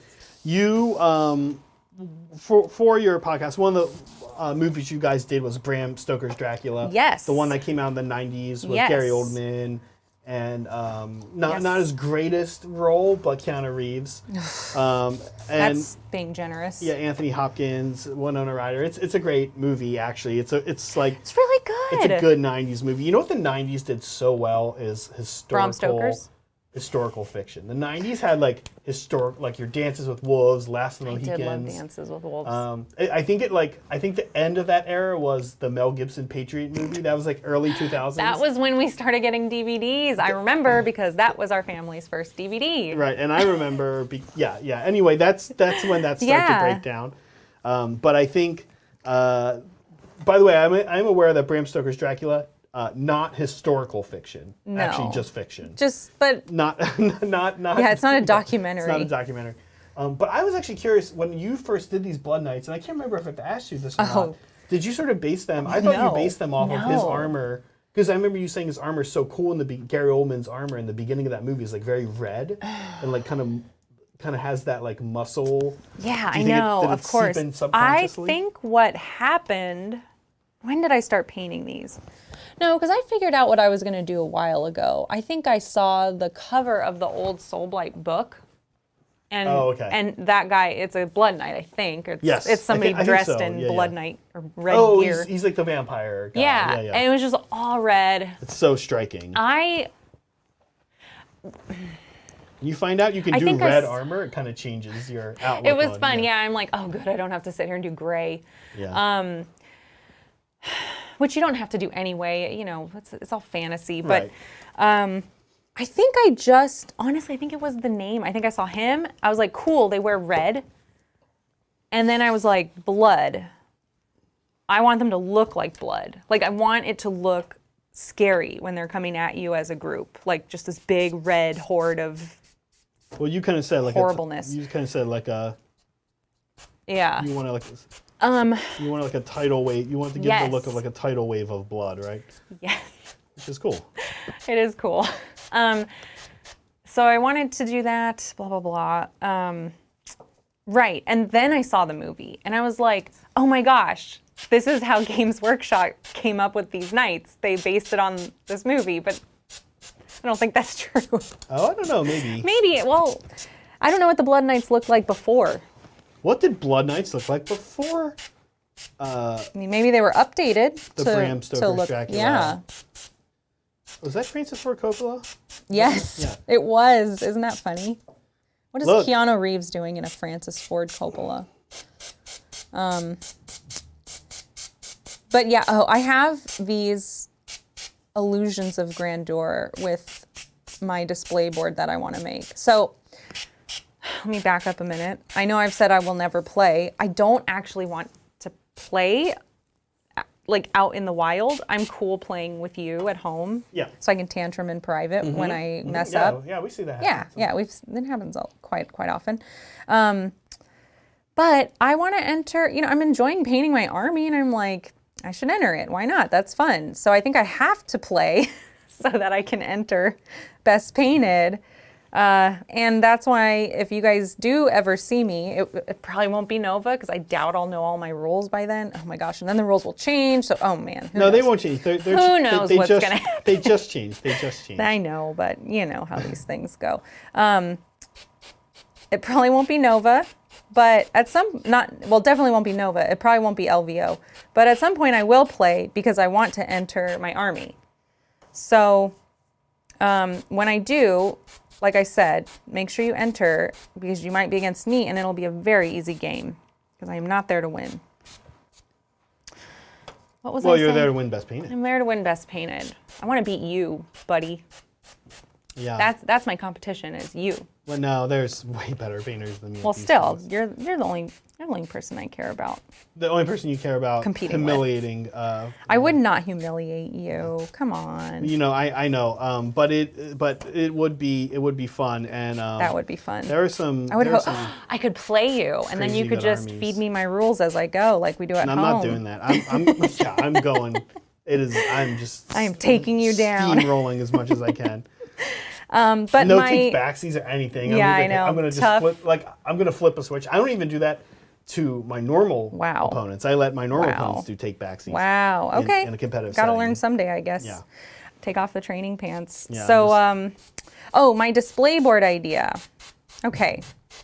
I'm very excited to make the display board. Yeah. What are you thinking here? Yeah. So I want it to look like the edge of the Shyish. Am I saying that right? The vampires kind of, I don't know, like I know where it's they called the Shy. It's like Yeah. the 10. or the Shire. Yeah. Yeah, I think it's just called Shyish. Shyish. All right. Yeah. Edge of Shyish. I want them hanging out there, like as if the display board is like the side of a cliff with little platforms sticking out for them to sit on. And I want it to look like the edge of Shyish. You've actually kind of read up on this lore a I little did. bit. When I was when I was trying to pick an army and reading up on the lore, I did read this and I was like, oh, that's so scary. How scary that would be to be that little town on the edge of Shyish getting sucked into the bottom. So I wanted to do my display board to look like that. So I said, like I said, a cliff with some like cliffy platforms. I want to hide some little LED lights, like, so the lights here, and then there's like some sort of shield in the front so that it backlights things. Yeah. And then I want to, if anybody out there knows somebody with a 3D printed wave, I want like a 3D printed wave to paint like it's blood and have all my blood knights The blood coming wave out is of like it. a reoccurring theme. I with just you. love it. Yeah. Yeah. It's like a very like The Shining, right? Thing coming down the hallway. It's so scary. Yeah. And it would be like ghost blood, so it wouldn't actually stay there. It would like follow them, like they'd be running with it. Like, That's kinda how I picture It's it. funny. We were talking. I think it was actually Broken Chef. We were talking the other week, and we were saying that I do think that display boards, for better or worse, Kat and I chat this a Yeah. lot. Actually, for better or worse, display boards are like a serious I don't know if I want to say pro or con, but display boards are this thing that really you need to win Best Painted. It's a different thing. It's a different thing. It's not your army, because Yeah. you can't have it on the field. Correct. You got to just leave it there. Yeah, Like off and to the side. The big problem with this is it's kind of interesting because your instinct is to think, well, that's okay. You don't have a display board. It's still cool. Like whatever. It's not a big deal, right? But the big problem that it does is it really makes it so that you cannot necessarily win as easily if you're traveling by air. Yeah. And that's my problem with it is, for me, if I'm going, if I'm driving and Meg and I love to road trip. If I'm driving down to San Diego, LA, I'd even drive up to Seattle. If I'm driving up or down the West Coast to try to win a Best Painted at a con, not a big problem, right? The problem occurs when you are trying to go to Nova or trying to go to East Coast or trying to go to London, you're trying to go to England. So I think that does, if I'm honest, that does concern me a little bit. And I sort of wish places would do Separate a categories. separate category. Just do Best Painted Army, and then do a best display. Like what army just has got that awesome display board. The basing's been done amazingly, and it's just almost like diorama, right? I kind of wish TOs, if you're out there, I humbly submit that thought because we can't all take a display board on on the airlines and That's buy. true. We can't all do it. Nobody really can do it anymore. But if it helps me beat you, I'm okay with it. Sure, and again, in that Sure. separate category, I'm kind of into it. But am I into it overall? I don't know. I get it. Not really. But we're going to have fun building our boards together. So I am looking forward to that at least. Display boards will be super fun. Thank Yeah. you again, Rudy. Rudy! This is for Megan to reimburse her previous super Oh my chat. gosh. You can get this to her, right, Zach? No. Or as my meek and lowly down payment for Smaug, only $682.50 to go. Listen, we ended up having some people then super chat You guys. more for Meg's Smaug fund. So Meg, you might have walked into something here. This Oh, is do a they big hate Smaug? This is a big thank you to Vincent. Fund for Meg's Smaug. Aw, that's really sweet. That's very sweet. That's very kind. Yeah, Smaug, the Smaug model. Like I said, I was actually surprised. I thought it was going to be way more. I know people think I'm crazy, but guys, come on, right? How many times have we been slightly shocked by GW price? You all have to admit, when you were like, let me go see how much this Smaug model is, you were all like, the first time you did it, right? Because we've all done it. The first time you were like, let me check this Smaug model. It was like that when I went to find my top 5, I was looking at it and I was like, maybe it's not as expensive as I remember. Well, It definitely was. So there's a Tau Manta from Forge World, and I don't want to dox him, but Brett has one of these, and it's a big deal when you get a Tau Manta. And a Tau Manta, Dox him? yeah, because You're not supposed to buy those? no, it's cool to buy them, but I don't want to just. Brett saved up Give and away bought a his- Tau. Give away his private. Give away his no, everybody life. knows. Everybody Brett's not. Sorry, Brett. Cat's not, out of the bag. He's not shy about his Manta. But the point is, Okay. the Manta is more expensive than Smaug. It's Forge World, right? Oh, and, yeah. And it's huge. It's bigger than Smaug. And so for me, when I went to go look up Smaug's price, I was like, I was Can't be thinking more Manta than the levels. Manta. Yeah. So I was really thinking it was like $1,100-$1,200. And I know it was kind of made to order. I'm not sure if it's resin or Yeah, if it that's actually right. still is plastic, but What do you like better, resin or plastic? plastic. Oh, okay. Definitely. What do I like better? I don't you know? know. Yeah. I don't know. What was my... That Malanthrope. Malanthrope. Was that resin? Yeah. I love that model. Yeah. That model painted itself. Just did washes and it looked great. Yeah, it's kind of interesting because they seem to take detail very well in some circumstances, better than Yeah. better than plastic. But I feel like I don't know how you guys feel, but I feel like we've talked about plastic versus resin before on Hobby Titans. I'm sure we've talked about it on Tabletop Titans. Overall, I'd rather work with plastic, especially in the assembly phase. I haven't enjoyed. What about chat? What would chat rather do? Yeah, Curious. You guys let us know. People are are divided on this, but I am Yeah. kind of curious. Listen, we also need to end our poll. No, never. Wait, who's winning? It depends. No, we Oh, said we'd end it boy. at 7. We've Oh, already boy. violated Unexpected election journey, integrity. huh? Yeah, so we ended the poll. Unexpected journey. What's your favorite, man? That's got the least amount of Smaug in it. It does have the least amount of Smaug in it. So, I mean, mine is Desolation of Smaug. I mean, duh. It's got Smaug and it's got the barrel scene, which is the best scene, unequivocally, in The Hobbit, right, Zach? Like, we can barrel scene is... we can put our stamp. Barrel scene is the best. The scene, best, yeah, Barrel good. scene is... Okay, barrel scene is up there with... I can't even remember, like, what part of Mad Max, but there's, like... maybe, like, the opening 15 minutes of Mad Max.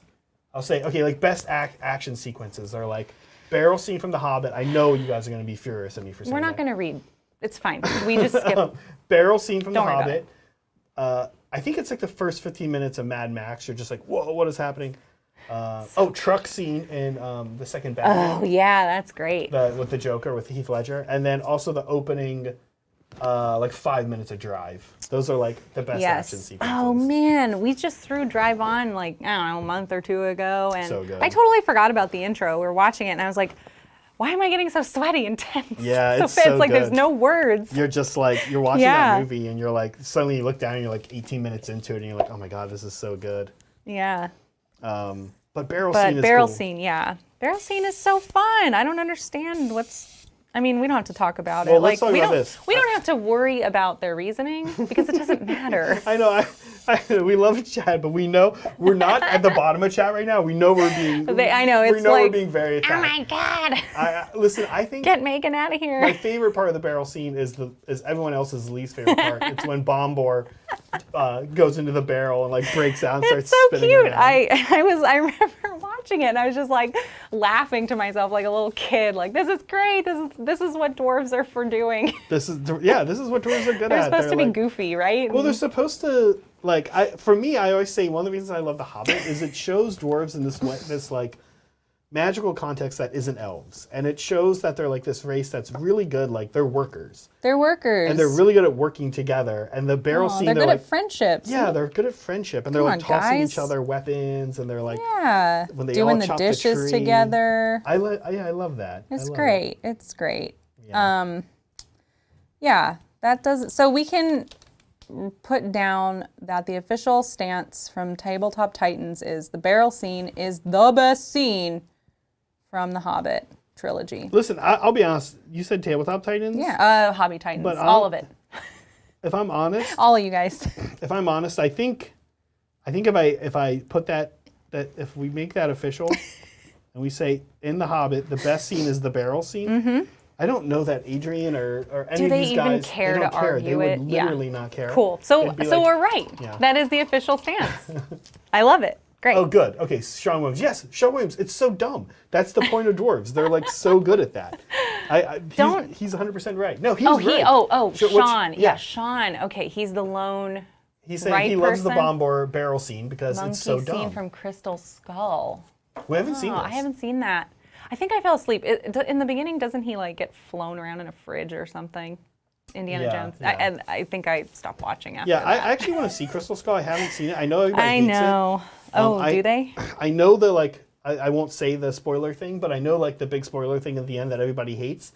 And as you guys know, that big spoiler thing at the end that everybody hates, you guys know me well enough to know that I love that idea. I actually So I'm, don't like, know what excited it to see is, that but I movie. also don't care. We gotta watch it. Is that all right? Okay. Of course. All right. That's why you watch these movies. I mean, with chat. It's better when you don't care. I do miss chat. I love chat. Chat, it's so nice to hang out with you guys on the other side of the camera, but it is very weird. Very different. We got our super chat from Vincent. Thank you, Vincent. Hey, Vincent. Here is a super chat from Jim P. We actually know this guy. It's like Meg's whole family turned out. This actually happens to be my Megan's dad. dad. So thanks, Jim. Actually, Someday you should do a 60s Corvette. yeah. I know. Yeah, we actually have it Oh. still back here. And My box is back here so I can reference it. That's Your great. Blood Knights, yeah. Okay. Here it is. Yeah, it's a Stingray though, Dad. Yeah, it's a Stingray's a type of Corvette. I know about cars, guys. And one of my favorite we put it classic back here? cars. Yeah, or here, so I can show Even here, better, let's- yeah, take it. And I'm actually excited to paint this. This is gonna be like, I honestly really recommend this, models like this to like start airbrushing, like terrain, I would say terrain. But this is like sort of a fantastic model to like get airbrushing on. It's just a lot of nice wide open spaces. GW models often just have so many little details and you're covering stuff up and you're just like, oh my gosh, I'm gonna have to do so much work after this, like with a brush. But this thing you can almost exclusively airbrush and be done with it. Yeah, it's a good model for practicing like patterns and masking and Great sub-assemblies too. Yeah. Like everything. Look how easy. Yeah. How nice. Yeah, I need to paint it up. Yes. I'm excited to paint this. Actually, my favorite, I need to get a, after I do this one, I'm gonna treat myself to a cobra. Ooh, will you which is put really my flames favorite. on it? I've always No. wanted. I don't know. I was gonna do a stripe. I was gonna do like a racing stripe. When I was a kid, I always wanted flames Painted on my car. I don't know why. I just thought it was really cool. I always wanted a black car with green flames. So Interesting. that's my idea submission for that. I'm not sure. Stingray. I'm not sure what colors I'm gonna do that yet. I'm thinking British racing green and with a white stripe. But I don't know. I kind of want Oh to wait, do red. someone commented on my brush use. This is important. I need feedback on this. Scroll down a little bit. Oh, let's see. Meg, oh, my dad. Oh, it's just my dad. The brush more than the airbrush. Yeah. My dad's commenting on my brush use. Yeah, I airbrush most of the base portion, right? As you can tell, I'm going to do more airbrushing on these guys, right? But not near the face. And then I go from there. I am like a paintbrusher. Yeah, you like. I do. I will always go as far as I can with an airbrush. Yeah, you're braver than I am with an airbrush. I'm like, Well, I'm just gonna have to clean it up later. that's a positive take on it. That it is also just like it's a laziness thing and a speed thing, Yeah, that's and you part just of cover it. a lot more ground. yeah. But I'm not as good with the Sotar. Sotar. Yeah. Sotar, sorry, yeah. The small one. I need to practice more with it to get those finer details out. But yeah, so I don't do a whole lot of airbrushing. Once I start painting, I just paint, and I take a long time. I'm very slow, and I'm very slow, and I also have a lot of other hobbies. So I jump around from one hobby to the next, and therefore make almost no progress on any of them. That's not true. I mean, if I had put all that hobby time together and just worked on one thing, I'd finish things. You'd see more updates from me, but I'm always casually working on all of my hobbies. I have a question for folks in chat. This is kind chat. this is a good one. Here's a chat question. What are people's takes on paint super glue accelerator? Kind of curious on this. I started using it when I first started hobbying, and then some things happened once or twice and it broke in a weird way, or like wasn't working well on metal or anything like that. And I remember getting kind of furious about it. Then I remember different people telling me that it like makes it so that the bond is more brittle and it doesn't work as well long term. Oh, okay. I remember you telling me that when we first started. And I stepped away from it. But in the studio, we all have our products that we are like junkies for. And Adrian is an accelerator junkie. And he uses it all the time on Sounds everything. bad. And I kind of always thought of it as like, you don't really need it if you have patience and you can just sit there. But that's actually what I start to find that that's not the case. Your fingers and stuff are just going to move ever so slightly, and it removes the human element away from it. Is you can spray it and then just like set it down and not be dealing with it. And I've like grown to like absolutely love accelerator. Yeah. I don't know what you guys think. If anyone has like bad accelerator trauma, I'm like now into it. Oh, Traumatized. This bot is back. Oh, sweet. Hey, Slanesh. I know, How's it going? One of these days, I'll make you into a mod. I know. Slanesh. Come on. Okay, well, we have a couple other super chats here. It's a rated to G get through. channel. Let's see. Caldorf. I think it's Caldorf. Oh, no, Sean. Thanks, Sean. Sean, $5. For We my appreciate that, Smaug. Sean, for Smaug. I'm gonna make sure Adrian knows where all these need to go to. I know. Thank you so much, Sean. Thank you, Sean. And Sean, I don't even know what to I say. just love that Sean backed us up in a way I on that know. bomb war scene. Yeah. Thank you, Let's Calder. bring that up again. Let's Yeah, I know. rile them up. Yeah, thank you, Calder. Hi, Hobby Titans. As always, enjoying the stream, and bonus to have Zach and Meg. Any chance we have a Zach and Meg versus Adrian and Mel AOS match? Guys, I keep saying I'm not gonna play on stream. Well- I tantrum too much. Well, here's the thing, Calder. We have actually chatted about this hypothetically, and there are a couple things that are making it not happen. The big one is Megan doesn't want to play on stream. Megan. But there are yeah. other ones too. Megan's a bad sport. So there are a couple other ones.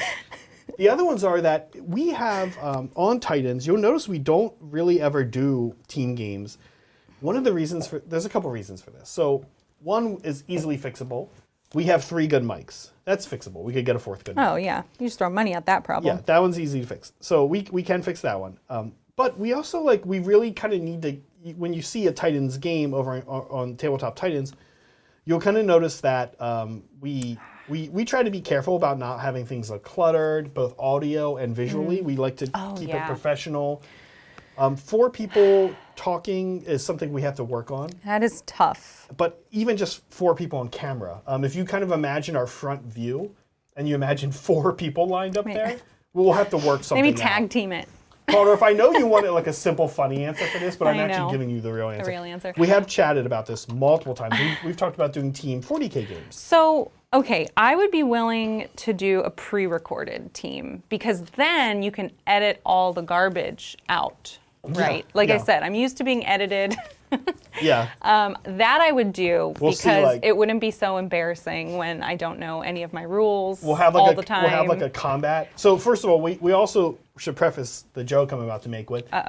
If we did this, Mel and I would have to be on a team. Right. Because I would play my daughters and she would play either her Sylvaneth or her Deepkin. And both Adrian and Meg love Soulblight, so we would have to do it that way. But Adrian wins more, so that's good for me. That is good for actually. you. Yeah. So what we were saying is we would be playing, and you'd see like Marathi would be like in a combat with Radikar, and then it would be edited suddenly. Like Meg's makeup would be running a little bit after the edit, like cut to. Okay, so Radikar didn't do so well in that battle. He's dead. Yeah, I've got mascara stains, but I'm like fine again. Yeah. Excuse me. Caldorf. So yeah, believe it or not, we have talked about how to have multiple, and we've actually talked about this exact matchup. Yes. But it's something we'd have to figure out, and weirdly it has some issues to keep things professional. Yeah. Thank you for a table for 2 at Dorsia. Look, Smaug Scholarship Fund. Look, I'm not sure I've ever seen a super chat this big before. So let's just talk to this person the rest of the night. well, this person should definitely send me a Discord. This was quite generous of you. But it does sound like you are getting more and more on the hook for painting Smaug for Hobby Titans. Okay. Okay. Having almost no excuses not to do it. Not expecting that. I don't even know what to say. Your I community is don't know what to say. amazing. Yep. Like, why, guys? I'm just a bozo. That's really sweet. That was you. Incredibly generous. And I will add that let's talk about painting Smaug. Let's go get a Smaug. Let's go. No, what I would say about Smaug, he actually looks very fun to paint in that, well, we were just talking about airbrushing versus brushing. Oh, he needs a good airbrushing. But I do kind of feel like Smaug, you could go so far and do so many cool things with an airbrush on him. Yeah, but a lot of edge highlighting on all the scales, which, whew, man, that would take a while to chip away at for me. I just edge good practice. I just edge highlighted a blood rack viper and it Oh took my a little while. gosh. Oh, hey, look, while I'm over here by the glam cam, Oh yeah, glam cam. here's the Blood Knight looking super Again. dapper. Hello, Blood Knight. I'm going to put this, the base is not finished, Melody, No. but I do want to show Melody's that I've worked on some of her models Yes. that she sent me. This is the Invocation. I actually have a little bit more work to do on this. I want to make that gem a little more special. But this is the the invocation that the Daughters of Cain have, Fist of Hand of Fury. Oh my gosh, I can't believe I'm drawing a blank on its name. But it's super cool. They summon this Hand of Fury, I think, something like that, of Cain, and he's holding this heart, and it's super cool. It's super spooky. Yeah. So Melody Wallace did send this to me, and Melody, this is done. Next time I play Daughters on stream, I'll probably use it. I love this. I love these little spell models, man. I was so bummed when I was looking for my top 5 models yesterday, and I kept seeing them pop up for different factions, and I'm like, where's the Soulblight one? Where? It's not there. It's interesting that they don't have one because they're a very magical army. Oh man, like it would be like wolves and bats, right? Like coming out of some swirl or a wave of blood, perhaps. Yeah. Yeah. We need to make GW. We Guys, need to make the wave of blood. I really need a wave of blood now, not blood chat. wave. Chat, that's enough. You guys have done enough. I need to go seek out a blood wave. We all need we're all looking for our own blood wave. Yeah. Well, are we? Well, what? I don't know. All right. I like it though. What? I don't know.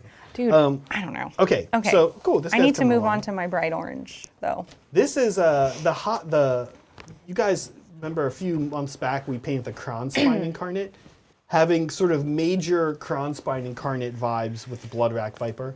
I'm realizing any kind of like spirally snake thing can be kind of a challenge to get on its base. So we're gonna do. Let's see. We're gonna do what we can here on this guy. I got to be careful. Definitely a sub-assembly type dude. Not for the painting though, because painting-wise he was fairly easy to work on.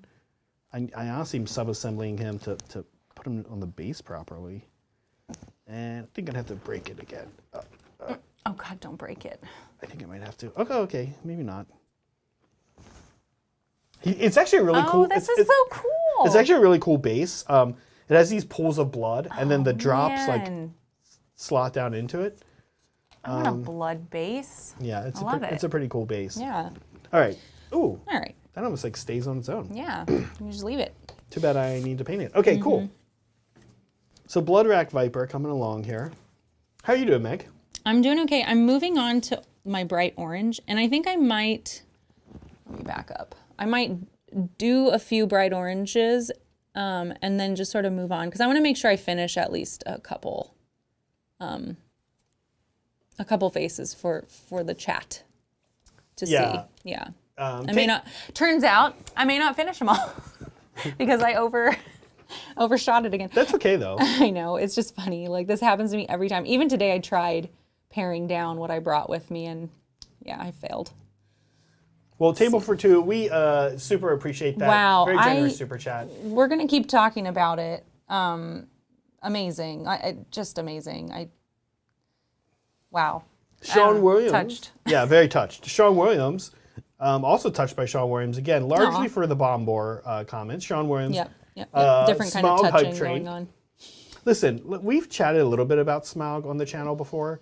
I think Smaug so when people ask me why I like The Hobbit, I often say it's honestly Smaug. Like I think dragon. It's not even just he's for a me dragon. anyway. He's cool. I like dragons. They did such a good job with that character. The CGI is It's so good. flawless. Sorry, I know people my are voice. like, I know people are like, does it really need to be Benedict Cumberbatch? Like, no, of course it doesn't need to be Benedict Cumberbatch, but it's cool that it is, right? Yeah. I guess so. I mean, I don't really care about Benedict Cumberbatch so much. He's not my favorite or anything. He's fine. He's cool, but it doesn't sound like him. Yeah, it doesn't sound. It sounds like him. great. It sounds like a dragon. Yeah, it sounds super cool. Smaug is really why I like the Hobbit trilogy. So of course my favorite, like Megan, is the Desolation of Smaug. Yeah, that has the most amount of Smaug. It does. I love everything that all the Smaug stuff, good and bad, all of his trials and tribulations, super cool. Yeah. And I don't know. I'm definitely always. I've been on the Smaug hype train since watching the Desolation of Smaug, because I don't know that I saw. I think we saw these in theaters. Do you remember? We did, yeah. We were together when these came out. Oh my gosh, yes. They always came out around Christmas. That's right. And we would always go to the theater. Well, always. This is what, 3 years in a row.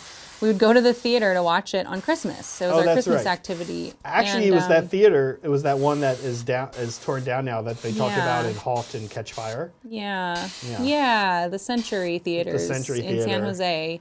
If you guys have ever seen that show Halt and Catch Fire, which is Oh, super it's so good. cool. Yeah. They actually go to these theaters that were right by where Meg and I live. That got torn down. Well, mostly torn down. They did keep a couple up just because of how cool they look, but they're like these weird glow. What do you call them? Like domes? Yeah, they were like, they were domes. Not much more to that term than that. Domes. Well, it was weird. Yeah. It was a movie theater complex that was like a series of these domes. Yeah. And each dome was a theater, I guess. Yes. And that kind of stuff like never lasts long, and because there's always some weird expense for it, and everything's got to be custom. It's got a round lid. I mean, yeah. Anyway, I remember we saw Yeah. them. I think we saw them all there, or at least We saw the a few of first them. two, and then they knocked them then they down. destroyed it. But yeah, it was always so special. I think that's again like The Hobbit also gets a bit of the nostalgia factor for us. Well, for me anyway. Like having that memory is just very special. Like this was our Christmas activity. We didn't hang out with our families. We went to the movies. Well, we didn't and live watched- near them, right? Yeah. We would drive up from LA and go watch The Hobbit. We didn't drive up from LA. I remember we did that once. Like one year. Oh, like back we back came from up, visiting your Yeah, family, came right? back up from visiting and then went to see it, and it was great. Yeah. Loved it. So Yeah. who knows what we were talking about before? We could just talk about Smaug. Smaug We're and talking Hobbit about all Smaug night. and how cool but- he is. Caldorf, also big thank you to Caldorf. Choo choo Smaug hype. Yeah. Again, you got me to say choo choo on stream. Yes, Look, good job. Of course I'm gonna choo choo. You do the conductor thing so they can meme it. I think I've done. They can put you in a little hat. I think I've done choo choo on stream more than once. I think I've done choo choo Oh, when okay. choo choo isn't even called for. So I did my wash of orange. Let's look at it. Let's get a look. There's a compare. Oh, let's do a zoom here. I don't know. Can you see it? It's so hard for us to tell on the monitor, but No, it looks. We can see. I don't know if you can So see what's going on? if you can see the difference. So now I've gone in and made, I guess, a glaze of the bright orange, the Lugganath orange, and just started sweeping it over the raised areas of the head, just like this. So I'll work on this one alongside so you can kind of see what's going on. And my next step after this will be another blue wash. So Now, are you taking? I don't want a whole lot of paint. Would you say the face is kind of like? Is this the longest part of the Blood Knight?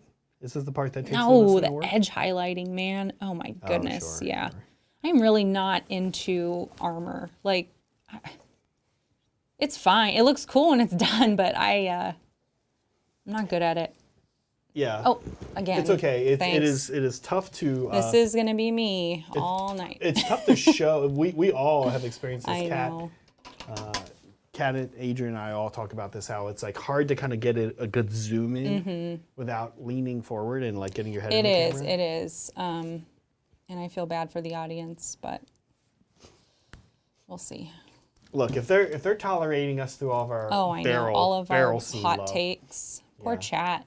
Thank you, Michael Cody. Have a week so good you're happier than a Smaug trolley, and any track you choose has all the hobbits tied to the rails. Aw. I'm trying to think, is this gruesome? You don't like the hobbits? Wait, why would they be tied to the rails? I'm trying to Michael think. Yeah, Cody. I'm trying to interpret this. Is he saying Smaug is like Smaug wants to ride a trolley that runs over hobbits? That's actually gruesome. Well, Michael yeah, Cody. I mean, do they even have gold to steal? Yeah, no. Come on, Smaug- Michael Cody, what's going on here? Yes, Michael Cody. Michael Cody. Michael I almost Smaug. called Michael Cody Smaug. Yeah, Michael Cody. Your logic is flawed here. Yeah. Man, Michael Cody. What was it he was telling us? Oh, he was the Death and Robots was what he was telling us we need to, or Love and Robots, or The Netflix. Yes, I need to catch up. Yeah. I'm not caught up. Love, Death, and Robots. I think Yeah, is. it's a bunch of shorts. And I love animated shorts. So I do need to catch up on that. I like the first season. Yeah. Okay, so yeah, so I kind of just glazed the orange. And I'm gonna get better at this the more I do these heads, so you may notice they may change over time, right? Like the quality, that happens to me all the time when I'm working on models, which was what was so even more irritating about Tyranids, because they all look the same. And the whole army, you could just tell, like, the quality changes over time. It's actually very true. And I was like, man, now I got to go back and paint this again. It's honestly So it what doesn't made look me bad. repaint my Tau so many times. Yeah, you did. Is that Tau are sort of similar. They've all got this armor. Yeah. There's only really so many things going on. So you're kind of like, wow, this is. I'm gonna get really good at this one thing. Yeah. That I keep doing over and over. Yeah, that Yeah. is like a. Oh man. That is a thing that can weirdly happen with like an army that all looks the same. Yeah. You get better at the process, and you're like, oh. And then it looks like you have two You different look armies. at, yeah, then you take like put your 2 troops in your HQ down, and you're like, oh my god, they look so bad. Yeah. So I appreciate that. That's why I'm taking this approach to this army. Because I figure if I do all of the things that are the same all at the same time, and I'm not overwhelmed by it because this isn't Tyranids, like I wouldn't do all carapace at the same time, I'd go nuts. The variety in my technique changes very little. But of course, I do notice like, some end up a little better than the rest, but Right. it's not quite as noticeable Right. to someone who's not using my army. Well, thank you, Jim McCardle. Jim McCardle's been super awesome here this past week and a big supporter of Titans recently because he's been gifting memberships, which is so cool over at Tabletop Titans. That's right. And Jim McCardle with a very generous donation here also, presumably to Thank the you. Smaug Fund. Jim, Oh you my didn't say, or gosh. John, you didn't say that, but we're just going to assume. But it's insanely generous as well. So sweet. Super appreciative. And John, You again, know- thanks over. Sorry, Meg. Thanks. No. Also over at Tabletop Titans for the gifted memberships. Yeah. You probably don't realize, but lots of people can now go back and watch members. And listen, I know when I moved to the Bay Area, I didn't know anybody, and I was hungry for Warhammer content. And at the time, I got into this podcast called The Independent Characters. I later got to meet these guys. They're super cool guys. They're in the area. They happen to be from the area, the Bay Area. But that was what I got. I hobbied, and I sat there and listened to these podcasts, and having that backlog of content to get me to just keep me excited about my hobby.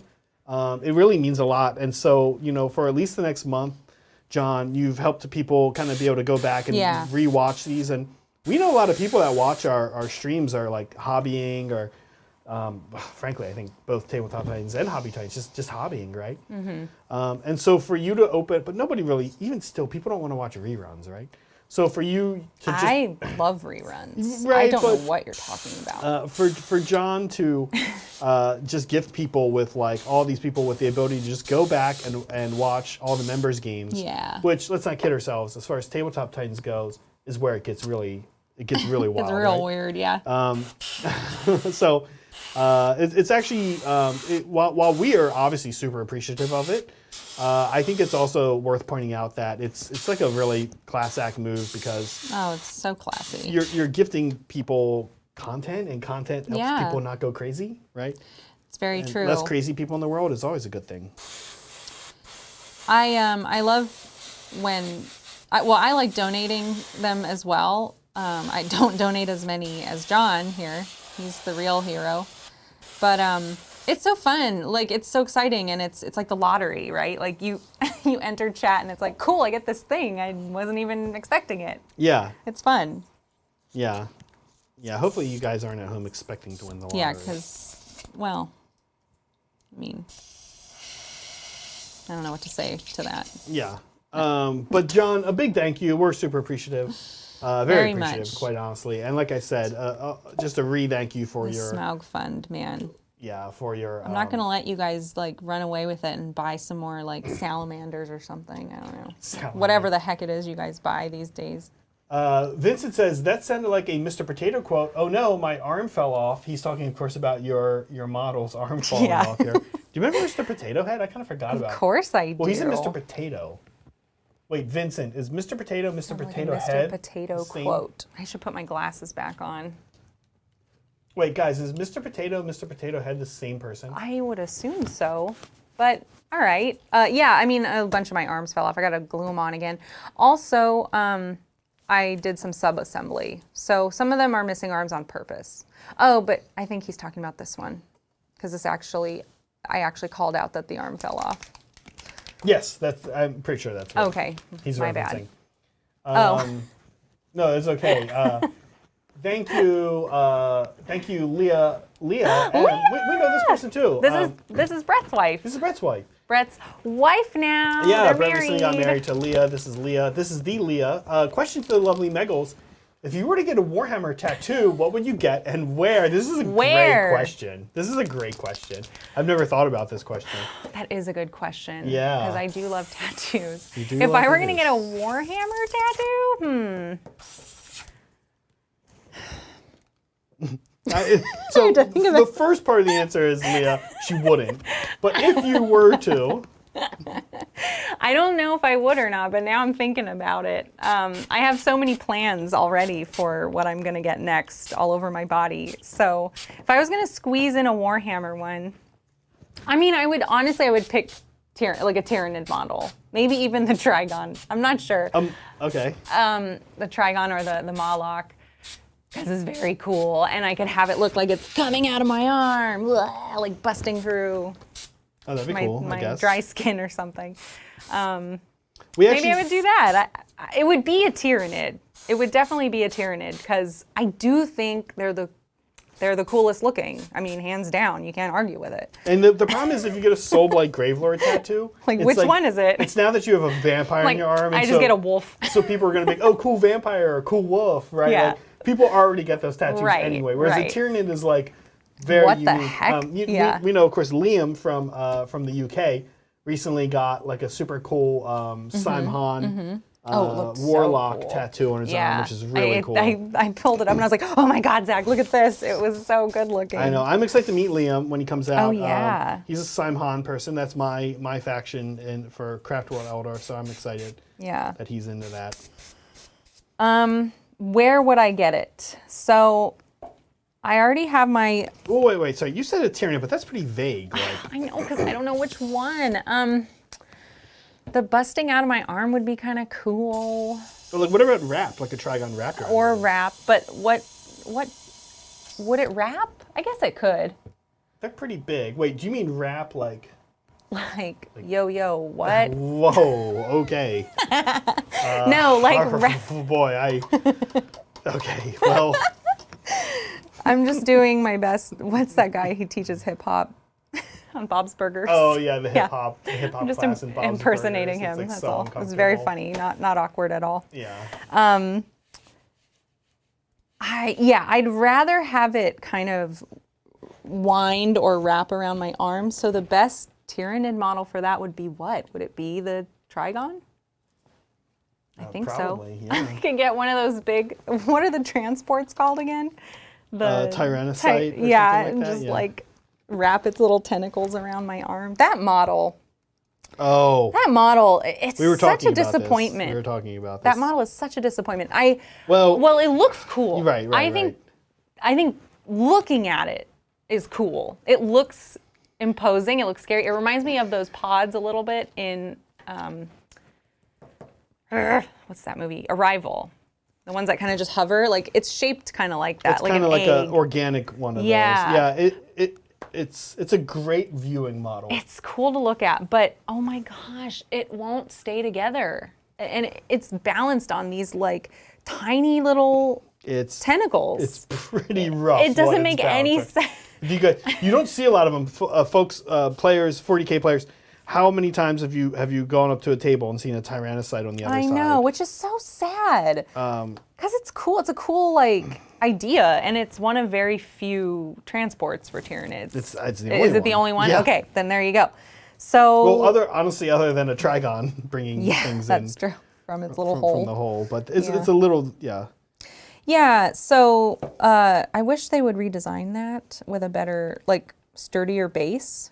I mean, it could be floating with some dangly tentacles. The tentacles could be kind of wrapped up near the bottom of it. I'm gonna guess. I don't know. I'm gonna guess. Hear me out. They'll I'm just gonna guess. get rid of it. The 3D printing community has a solution. For Oh, this I'm model sure they already. do. I'm gonna Yeah, guess that's the true. case. That's probably true. But the Tyrannocyte is a nightmare to assemble. Yeah, A nightmare yeah. to and to take anywhere. Yeah, If you had to like put that like stuff we were breaks saying, off all the time. Right, we were saying like you need to buy your own shoebox size container that's Yeah. like filled with foam, and that's it. So like if you're going across country, like you're not taking your Tyrannocyte on the plane. No, Actually, I don't even think the FFA allows Tyrannocytes on the plane. They're too specifically. big. Honestly, they're too Specifically, it's big. like, listen, we know you're going to get on the plane with your Tyrannocyte, and you're going to start throwing a fit about overhead storage. We're just shutting it down now. yeah, Yeah, yeah. It's probably better that way, though. it's better that way. Okay, look, I'm gluing this Bloodwrack Viper to the base, which Oh I'm my gosh, very am I excited taking about. too long? No, it's Okay, it's fine. great, There's no- great. Oh, right, and he keeps breaking anyway. Oh so no. So it's fine. And actually, I think that's probably for the That's better. one I way think to deny the witch. I think he kind of needs to be assembled Or whatever they call it now. this way. One way to deny the witch. What am I Oh thinking my of? God. I think you think, Is that like fifth? I think you're edition thinking you're a something? mom from the Midwest No, trying to make a deny joke. deny that. Isn't that a yeah, thing? yeah. Like, Yeah. I didn't make that up, right? No, you didn't make it up. Okay. But it's just like a term you heard once. Well, isn't it a Warhammer term? It's in 40K. Okay. And it's good. It's a good joke. It was a good This guy. It was a good joke. That's one way It was to deny the fine. witch. Oh my gosh. Wow. Listen, All right, folks, I'm not taking if Kat your had made side that anymore. joke, she'd be on the same treatment right now. But I don't understand what's wrong with the Or joke. Adrian, for that matter. It's not. It's a Zach great is always joke. picking on me. It's a great joke. It was just like so. I don't know. I just got major like mom jumping in. It's like a bad mom joke. I'm like, sorry. all the I was bad trying to dad connect jokes. with the audience. No, it's good. With It's a term that I thought everyone knew. It's a good joke. Thank you, Liberty Fires, once again, as always. I love these Liberty Fires questions. Yeah. I do love when he yells. Just the names. shout-outs. I do love. I don't know which one I love more. Listen, we get a lot of questions. The shout outs are great. That's if true. I'm honest. Liberty Fire says, I might have left, but I did hear Meg's top 3 vampires, which means I get another list. Meg, in addition to vampires, top 3 fictional rodents. Well, wait. Did you give your top 3 vampires? I don't think I did. Did I miss that Liberty question? Fires just made you actually give 2 lists. Oh, did I? Did we But I miss- didn't hear did we Megan's miss top a- 3 vampires, which means that, yeah. Who are your top 3 vampires? Ooh, that's a good question. Because I don't really, I hate It's saying okay. this. You can say. I don't really like vampires all that much. Okay, but let's talk about this because What am you I also doing picked here? A vampire army here. So, why did you pick this army if you don't Okay. like vampires that much, and why don't? And you I like will pick my vampires? top 3 vampires. I just Yeah. have, it'll be movie vampires because that's what's fresh in my mind. Well, sure. And I don't know these vampires that well. They all seem like jerks. So, I like how Meg's like, oh, I don't like them. Like everything in the Warhammer universe, both Sigmar and No, you know what? is a jerk. No. Tyranids are not jerks. That's true. Tyranids are just trying to eat. They're just hungry. I can relate to that. It's true. That's the same with Beastclaw Raiders and Ogres. Really, they're just they're just eating. I guess. Well, sure. Okay. Why did I pick this army if I don't really care for vampires all that much? I like animals. And there's definitely more animal type or animal centric AOS armies than this. But I really like the bats and I really like the wolves. Well, I like fur. I like were saying painting the fur. you were saying you wanted. You've kind of always been. You do like animals, and you don't really like the idea quite as much of.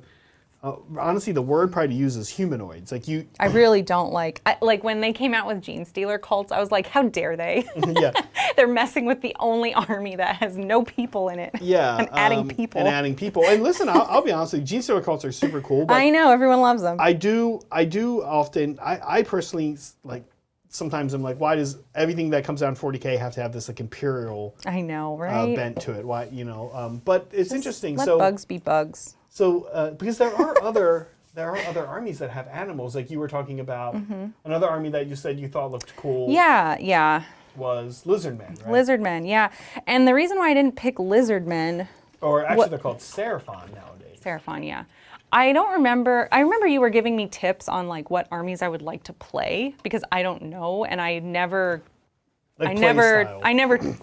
excuse me, I never select Gamma Field. I'm not pregnant, but I do take that very personally.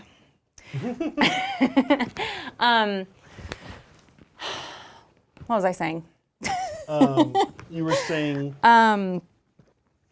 saying you play style. Play style. Yeah, I don't care about that because I don't know how to play anyway, so it's always going to be a mess for me. It doesn't matter. But you were trying to help me not choose something where I'd always lose and throw a bunch of tantrums, I think. So Lizardmen, I don't remember what you said about their play style. I don't remember if it would work for me or not. But I do remember you telling me that a lot of their models at the time were outdated. Like they were due for a refresh. And I didn't want to pick an army that I knew was going to get a big refresh because then I'd have my army. And then when I went to play it, so I can go win Best Painted Army, I'd get there and look like a bozo, like with all these old models. To those of us that have older models, there's nothing wrong with that. But I think I was I'm like a little self-conscious because I'm already not a good player.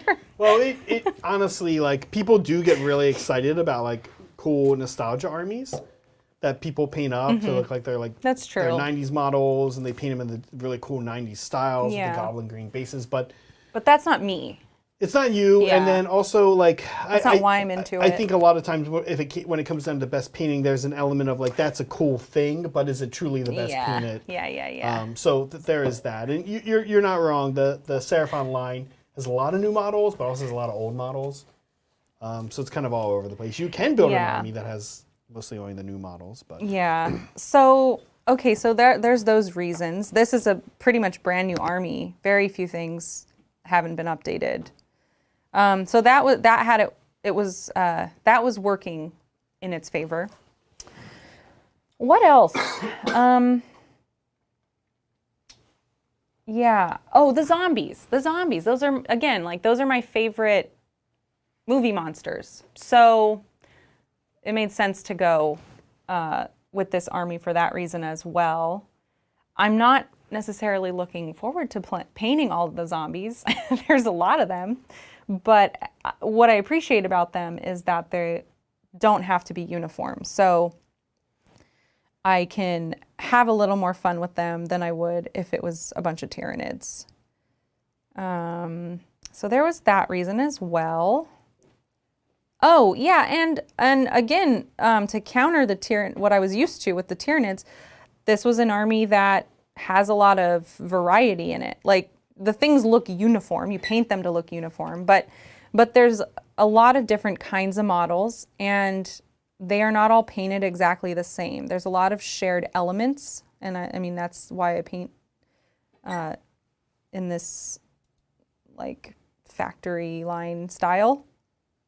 But it's not like my whole army is going to have all the same elements.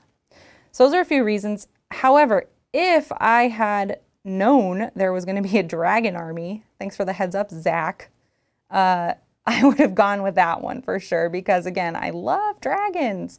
But by that point, I had already bought like 5,000 points of this army, so that wasn't going to happen. The dragon army is not really a dragon army. Well, it's a particular way you can currently build Stormcast Eternals. Well, that would have been my choice. Which is a really beautiful army, honestly. Mm-hmm. Yeah, I do like Stormcast Eternals, but they don't have any unicorns, so I was like, what's the point? They have a lot of cool little like monsters that they drive, like the little dragons that they ride on. I know. Griffins. There's too much metal. That's why I didn't pick it. It's a style. It's just not my thing. Listen, Michael Cody, we're gonna get to your super chat. He has pointed out that we actually did miss a couple super chats. Oh my gosh! I have them here in the Discord, and we'll go through them in a second. But one of them. Now you're making me look bad. Well, no, that's on me. And one of them here is from Liberty Fires, and he did want to know your 3 favorite vampires. But he then also just asked what your 3 favorite. Yeah, so I'll get both of those. Okay, so we owe Liberty We Fires. owe a lot of questions. Some lists. Boy, oh boy, Okay. Pfeiffer. So he said top 3 fictional rodents first, but let's come back to rodents. And we have something else we want to talk about with rodents here in a second. Yeah. So top 3 vampires, Meg. We haven't gotten to that Top yet. 3 vampires. Okay. Top 3 vampires. Well, okay. I mean, I'm going to have to choose, because this was my favorite movie that we covered in the vampire season. I'm going to have to choose the Marlowe. Let's say Marlowe from 30 Days of Night. Oh, you were a big 30 Days of Night. I love that movie. That movie actually has scary vampires. We were talking. Yeah. We've been talking a lot about, as you've been doing this season for your podcast for Not Quite Dead, talking a lot about how vampires are kind of this interesting concept where they're horror adjacent and they're just tossed into all kinds of genres, right? Like lots of movies with vampires often aren't actually horror movies. They just have like vampires in them that add like a little element of horror. It's scary because there will be some blood, but it's not really scary like I don't know. I'm not scared of vampires. I think they're more weird than anything. I think the sexual obsession with vampires is a bit weird. Not really my thing. So anyway, Meg, we don't kink shame on Hobby. Well, I'm not kink shaming. It's not my thing. I'm cool with. I mean, I'm Slanesh, so I'm good for it. But it's just not my thing. While Megan chats, yes, obviously this is the Bloodback Viper. I'm calling it done for now. There's actually a couple assembly things I have to work on this model that I might go back and deal with glue because it is kind of an annoying model to put together. Melody did a lot of that work for me. Thanks, Mel. Which is really nice. And otherwise, I'm pretty into how it turned out. I particularly think I'm most happy with the eye. The little eye there came out pretty good. I'm happy with that. And I'm excited to use this thing in a game. This thing just eats models. It's exciting. Ooh. Yeah. I love it. Like strangles them or something. It's like a little Tyranid. Just kidding. Okay, so Marlowe. Okay. Marlowe, he's the top vampire. Oh, he's the business vampire. The business. Yeah. He's the one calling all the shots. He's in charge. I have to say, we were watching this, and 30 Days of Night is cool. I love but it. I don't like how the main vampire looks like he's like he's got like the jacket with no tie. He looks kind of like Wall Street, like Young Money Wall Street kind of a guy. I'm not into the look. I don't know if that's how I would describe him. Yeah. I think he's just wearing a coat. I think he's in marketing. He's in marketing. I think he's definitely in marketing. Okay. And sure. Maybe for TD Waterhouse Price. I'm not sure I feel like which firm he works for. Sure is the response Kat would give you in this situation. Okay, so Wall Street vampire. Marlowe. Yeah. Who are your other 2 favorite vampires? Okay, well, honestly, I really did like the Bram Stoker vampire. Gary I really Oldman loved Gary Oldman. Gary Oldman was hot when he was younger. Yeah. Yeah, he's I've only ever really think I've seen him I think of him as an old man, and then I was like, oh, he was cute. Yeah. But yeah, I like the look of that vampire a lot. I'm more so into like the looks of these things. Sure. I'm finding. Yeah. But I loved his armor. Again, like very much a source of inspiration, I would imagine, for these guys. But his armor is so cool. It looks like muscle in tissue. the opening sequence of the movie. It's really cool. If you haven't seen it, awesome imagery. Actually, in general, that whole opening scene is super cool. It is. It's very cool. Yeah, really Winona cool. Ryder's dress and just like the everything is really cool in that opening sequence. I got to pick a third one, and so Gamafield brings up Lost Boys. You did watch Lost Boys. I did watch Lost Boys. I did not enjoy those vampires. Yeah. They're fine. They're not my favorites. That movie was a little silly. Yeah, a little sillier than I expected it to be. Yeah. I had never seen it. I had just this was my first watching it. 80s movies can be tough if you don't have if you nostalgia. haven't, You go back and you watch totally. it. Like, I'm not sure Not about sure if this still holds up. Yeah. That's always a fear, right? I mean, that happens. It's okay. You can still enjoy it. And yeah, Bryce is right. It's filmed actually here in Santa Cruz. Yeah. You can tell. Not here in Santa Cruz, but This area, yeah. over the hill. My top Okay, so another vampire. Ugh, Yeah. Gosh, do you have? like, No, I'm he like, didn't tell ask me, Zach, tell Listen, me. Liberty Fires just asked me some lists. I know. And this one, I'm trying just gonna think. have I'm to trying pick think, like, some other one. cool vampires. Let's see if chat can help me out. What do you guys have? Nothing. Great. Thanks. yeah, no, you're on your own. I know. I'm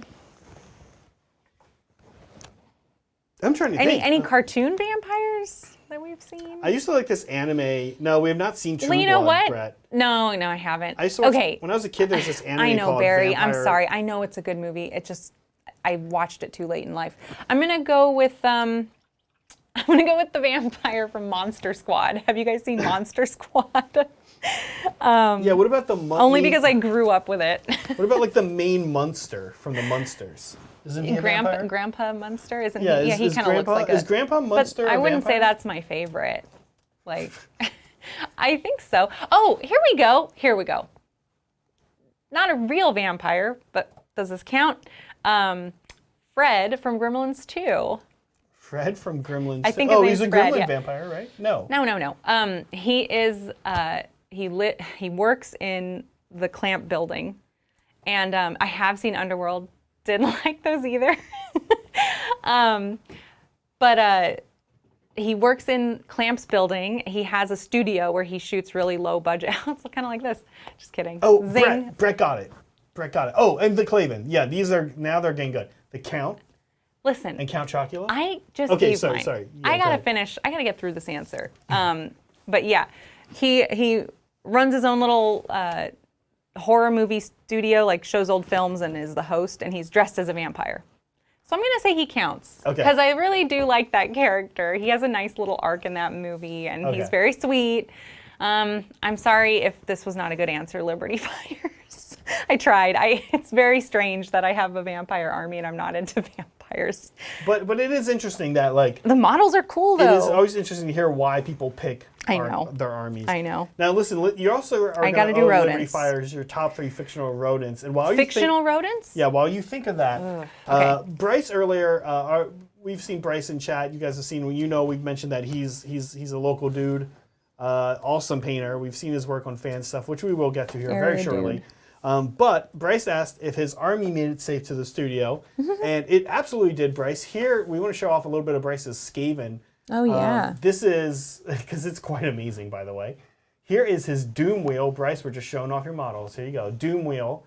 I love the color scheme Bryce picked for this, by the way. So Skaven like really want this green for like the warp flame and everything. So I have a few of Bryce's models here I want to show off. Oh, look at the flag. Yeah. This will actually, I love a and good Bryce flag. is a good, Bryce like freehand paints like crazy. Of course I'm he guessing does. Bryce, this was all I should have just taken a freehanded. class with him. Yeah. So this is Bryce's Doom Wheel. And yes, Friday, we will be doing a special Age of Sigmar stream. Another husband-wife couple, the Phillipses, will be playing each other. I'll be producing. And very excited to see Bryce's Skaven take on Mel's Sylvaneth army, the 2 new books that have just come out. So here we go, Bryce's Doom Wheel. Meg, you're thinking about favorite fictional rodent. Oh shoot, I forgot to do that. Okay, so I'm gonna So they show- have to be fictional. Right? They're fictional. It's not like, oh, I like mice.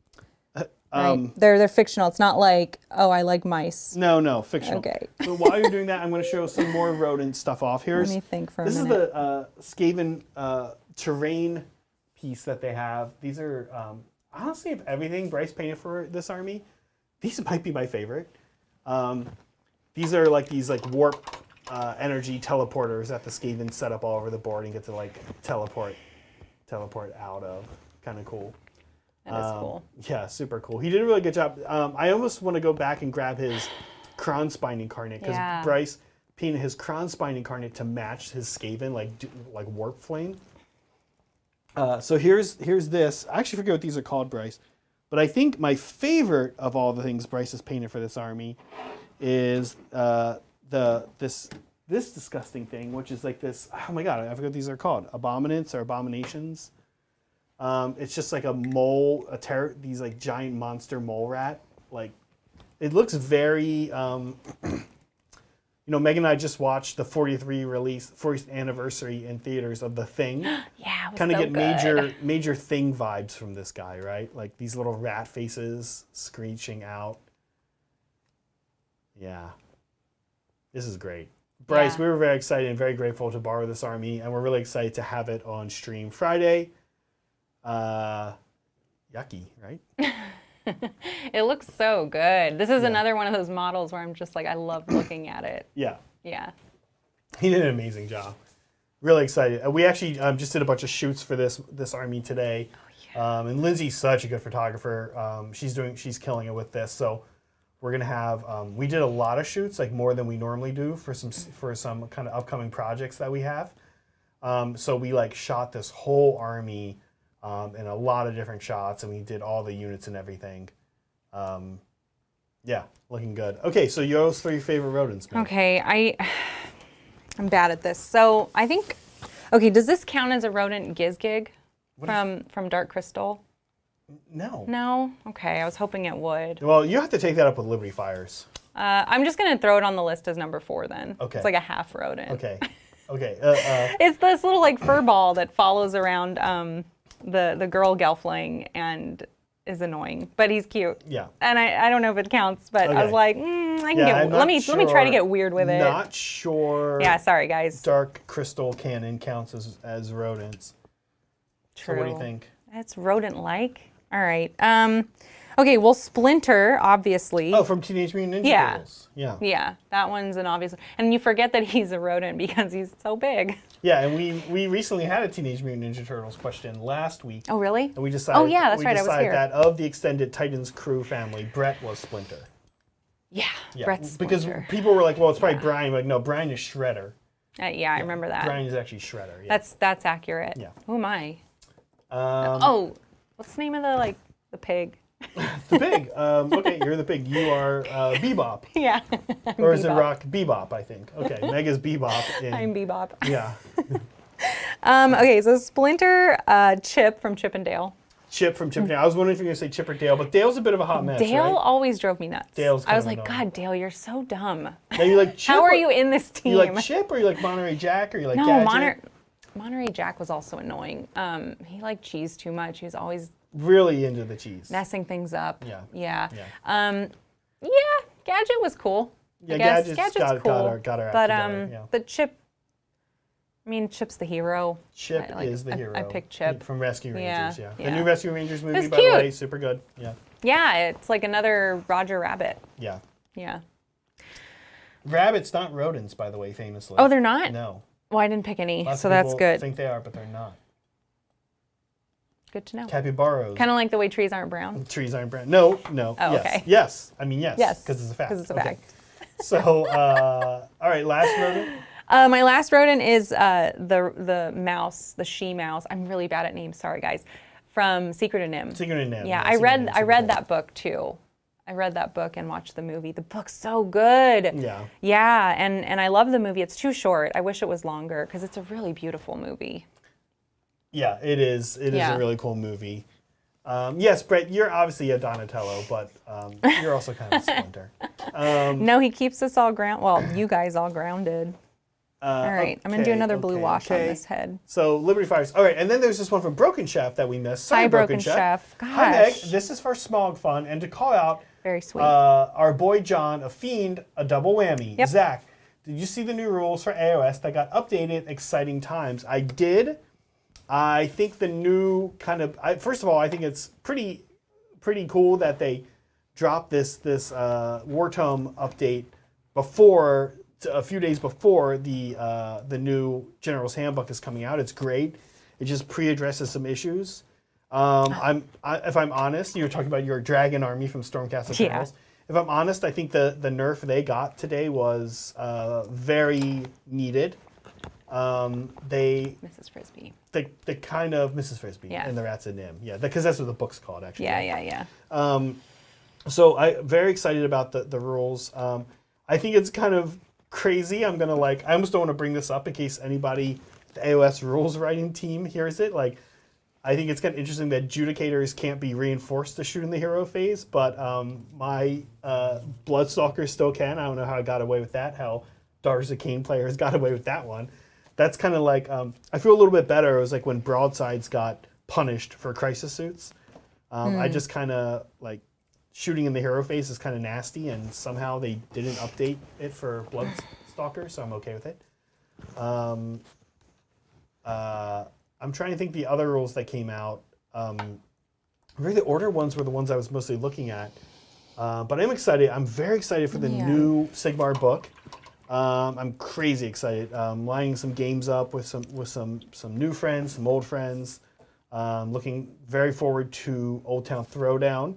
I know I'm going. I think I've talked Adrian into going. There hasn't been a lot of traction on that, so we'll see. But if any of you are in Irvine going to Old Town Throwdown, I will be there at least. And Nova. And SoCal when the tickets go on sale. So doing a lot of Sigmar in the upcoming. Yeah, I'll be at those also. Not Except for Old Town. I won't be at Old Town. Yeah, I'm like going down to Irvine, maybe by myself, maybe with Adrian. Who knows? Anything could happen. I'm painting the whites of the eyes. Oh, okay. Let's get And this a little step view. is actually not that bad.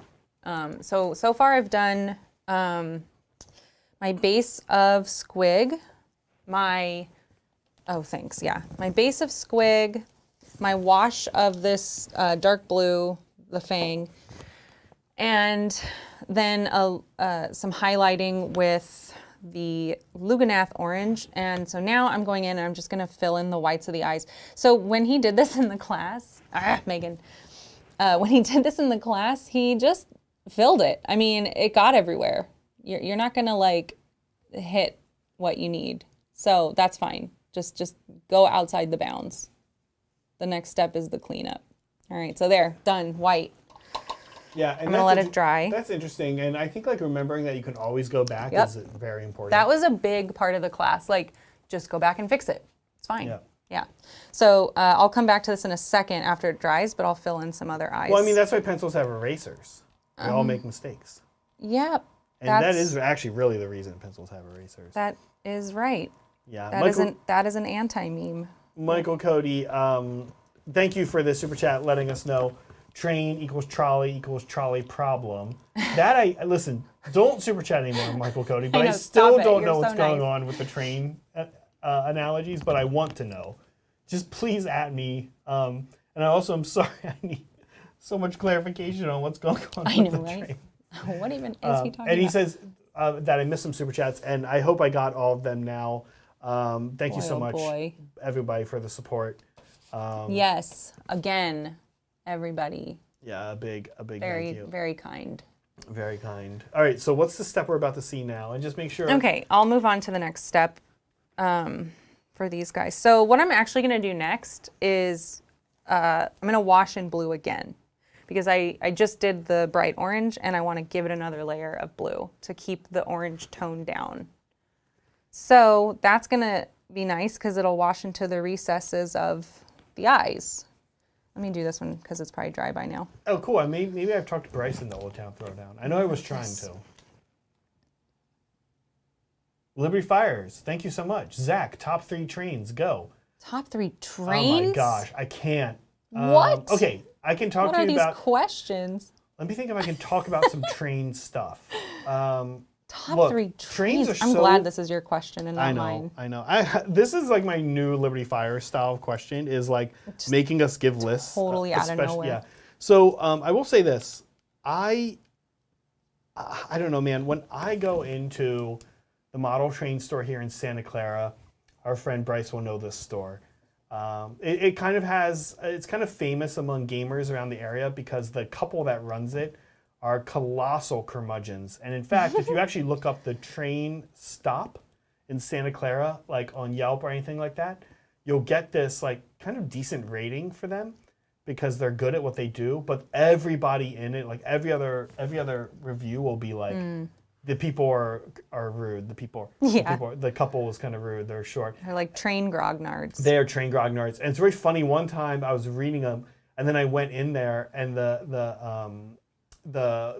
wife, that it's a husband and wife that own it. The wife was just like out of nowhere, super nice to me. She's never been mean to me. They're just very short. They're not, if you ask for a product, They're they'll just be like, grumpy. They'll be like, whatever's on the shelf, like kind of yeah. like that. They're not like bending over backwards. They'd probably rather go back to their phones and look at model trains. Well, they are doing that a lot, and often you'll go in.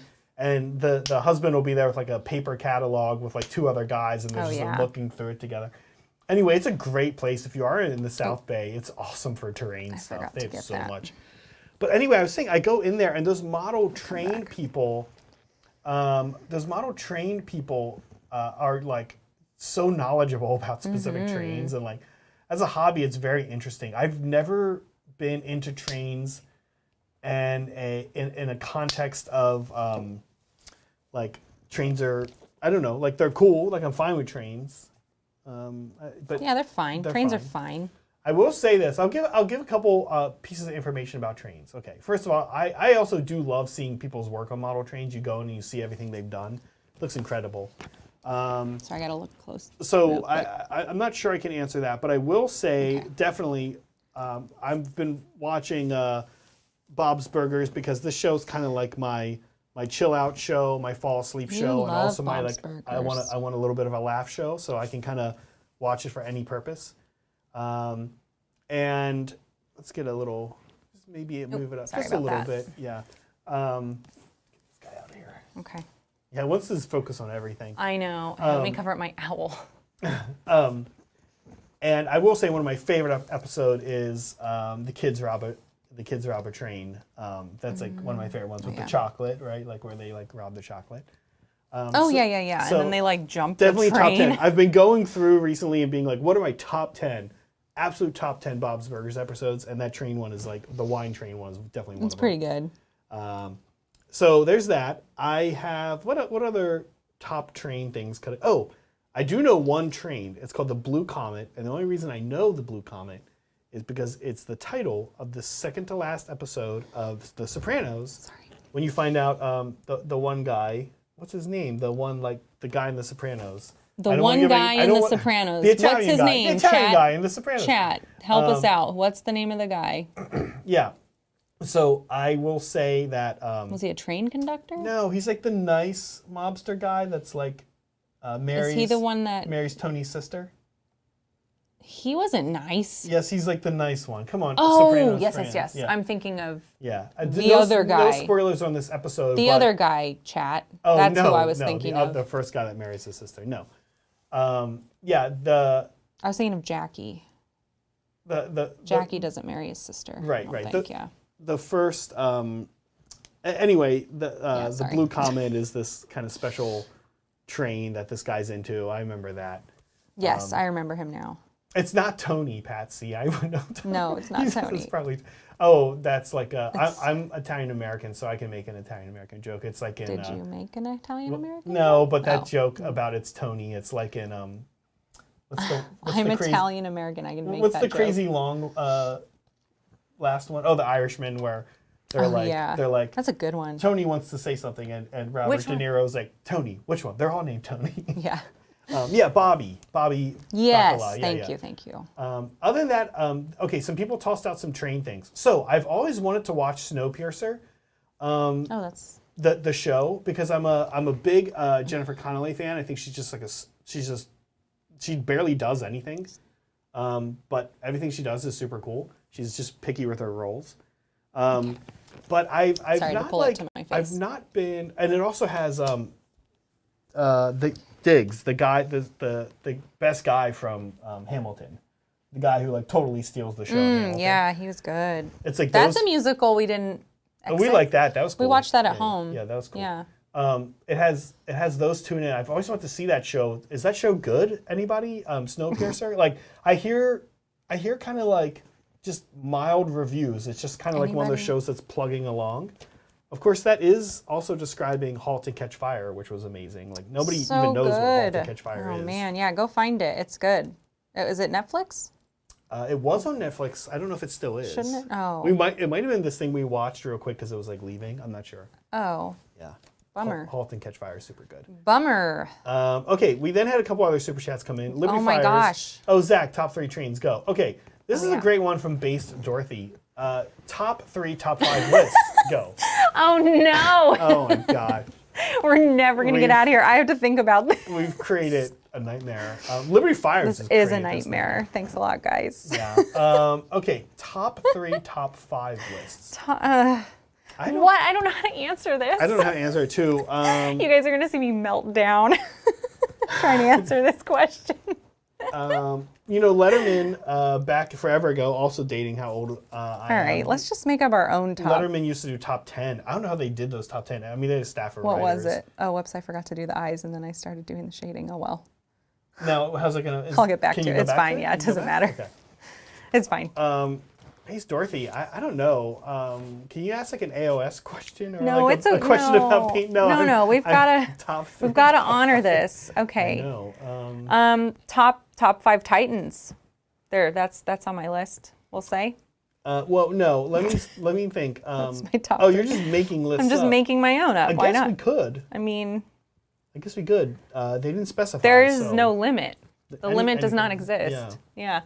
Well, listen, I do Top love. 5. No, you know what? Here's a good point. It's actually nice to talk to people and kind of be like, I always ask people what their favorite things are. I always do that.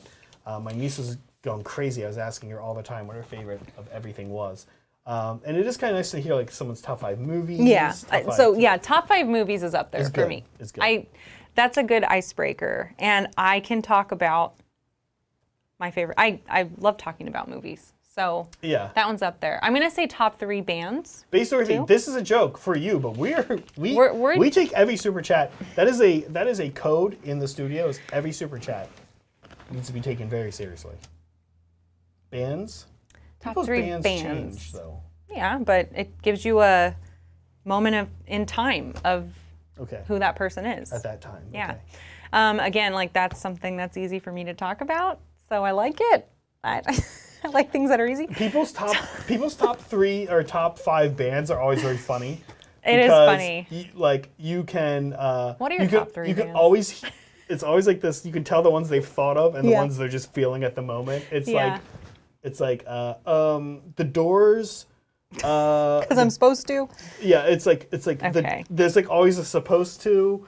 Maybe there's like a real one, and then it's like some for K-pop Dirty band Water? that's like super popular like right now, and like you're like, I don't know how well thought out that list was.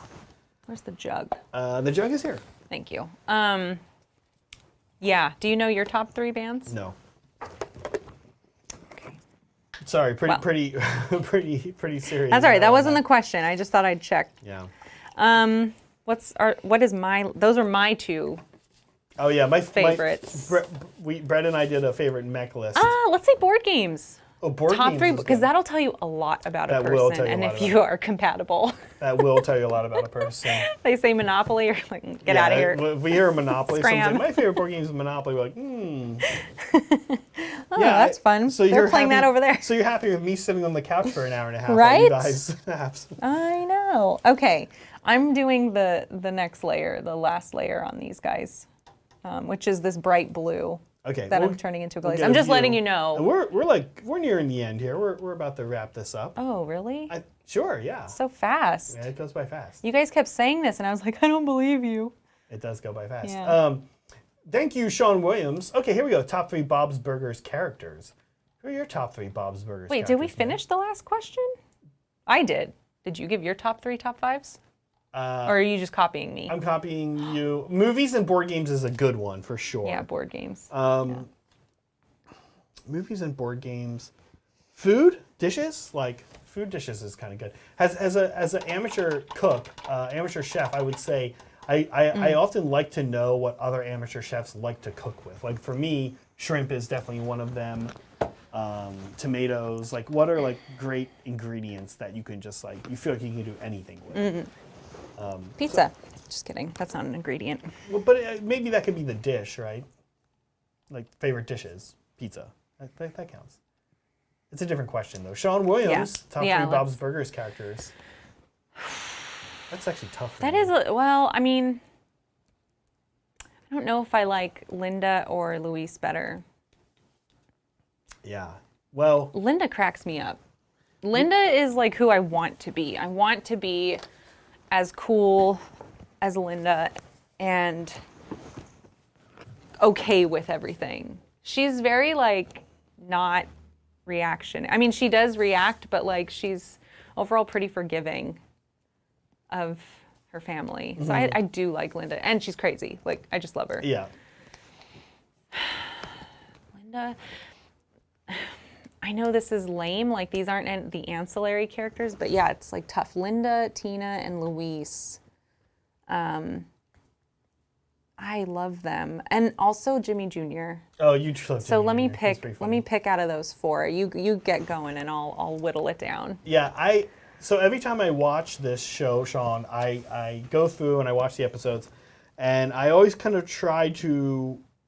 I start realizing as I was doing that, I was gaining a new appreciation for different characters each watch, because initially my favorite 2 characters are Luis and Bob, very much so. But Yeah. then I have to say, I every now and then we were talking about this actually literally today. I think we were saying, who are the best episodes? Who makes the best episodes? yeah. And it's Tina. Tina's episodes are always so good. Like, Boy, the one where she dresses up as a boy Yeah. trying to sneak into the boy audition. that one. Oh my gosh, that is the one so where she's relatable. a robot, the one where she's like the robot driving around, Ex Machitina.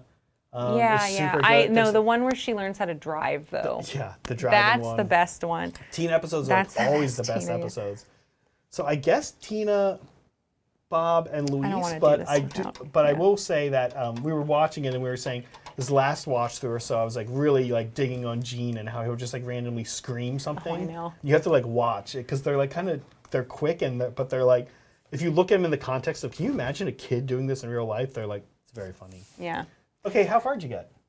Oh, I'm gonna. The next part is like, I figured I would just share it. Yeah, If that's all right. yeah, that's it. But yeah, the next part. So you've got your eye filled in. There's a bunch of like eye goo spilling out of where it's supposed to live because it was sloppily applied. But the next step is you go back to that dark color. So my darkest color is this blue. So that's what I'm going to use. And you take your brush and you load it up, however, and you basically are going to sweep it under the eye and over the top of the eye, and that defines your edge. So again, like this may get sloppy as you paint that on. That's fine because you're going to come back and cover that up too. But you're going to use your paintbrush to define the oval of the eye. So that's what I'm doing next. But Meg, what if you get it on the white part? Well, then you do it again. That was the advice. You just go back and forth until you get it right. So I'm gonna do this. Well, while Meg does Yeah. this, it is definitely time for fan stuff. Yes, fan stuff that I got to pick. Meg got to pick it, starting off strong. I had a hard time stopping. We have quite a few today. Zach had to drag me away. Starting off strong with Rudy Picardo. Rudy. He's a perennial here now on fan stuff, and the terrain is looking so good, Rudy. Oh my gosh, I could not pick a picture. Listen, I'm not saying I'm going to do this anytime too soon, but I am saying I absolutely want to go to Atlanta and go to the store that Rudy is Oh my gosh. making this terrain for. Because the Sigmar Yes. terrain is looking great. Like, I don't know if I've ever seen this much good Sigmar terrain in one area. I have to imagine the store is just amazing for Sigmar terrain. Because Kat makes some amazing Sigmar terrain, but she doesn't, I don't think she's able to crank out the volume that Rudy has been cranking out recently. So yeah, this looks great. Yeah. I super want to have my witch elves murder some goons on this.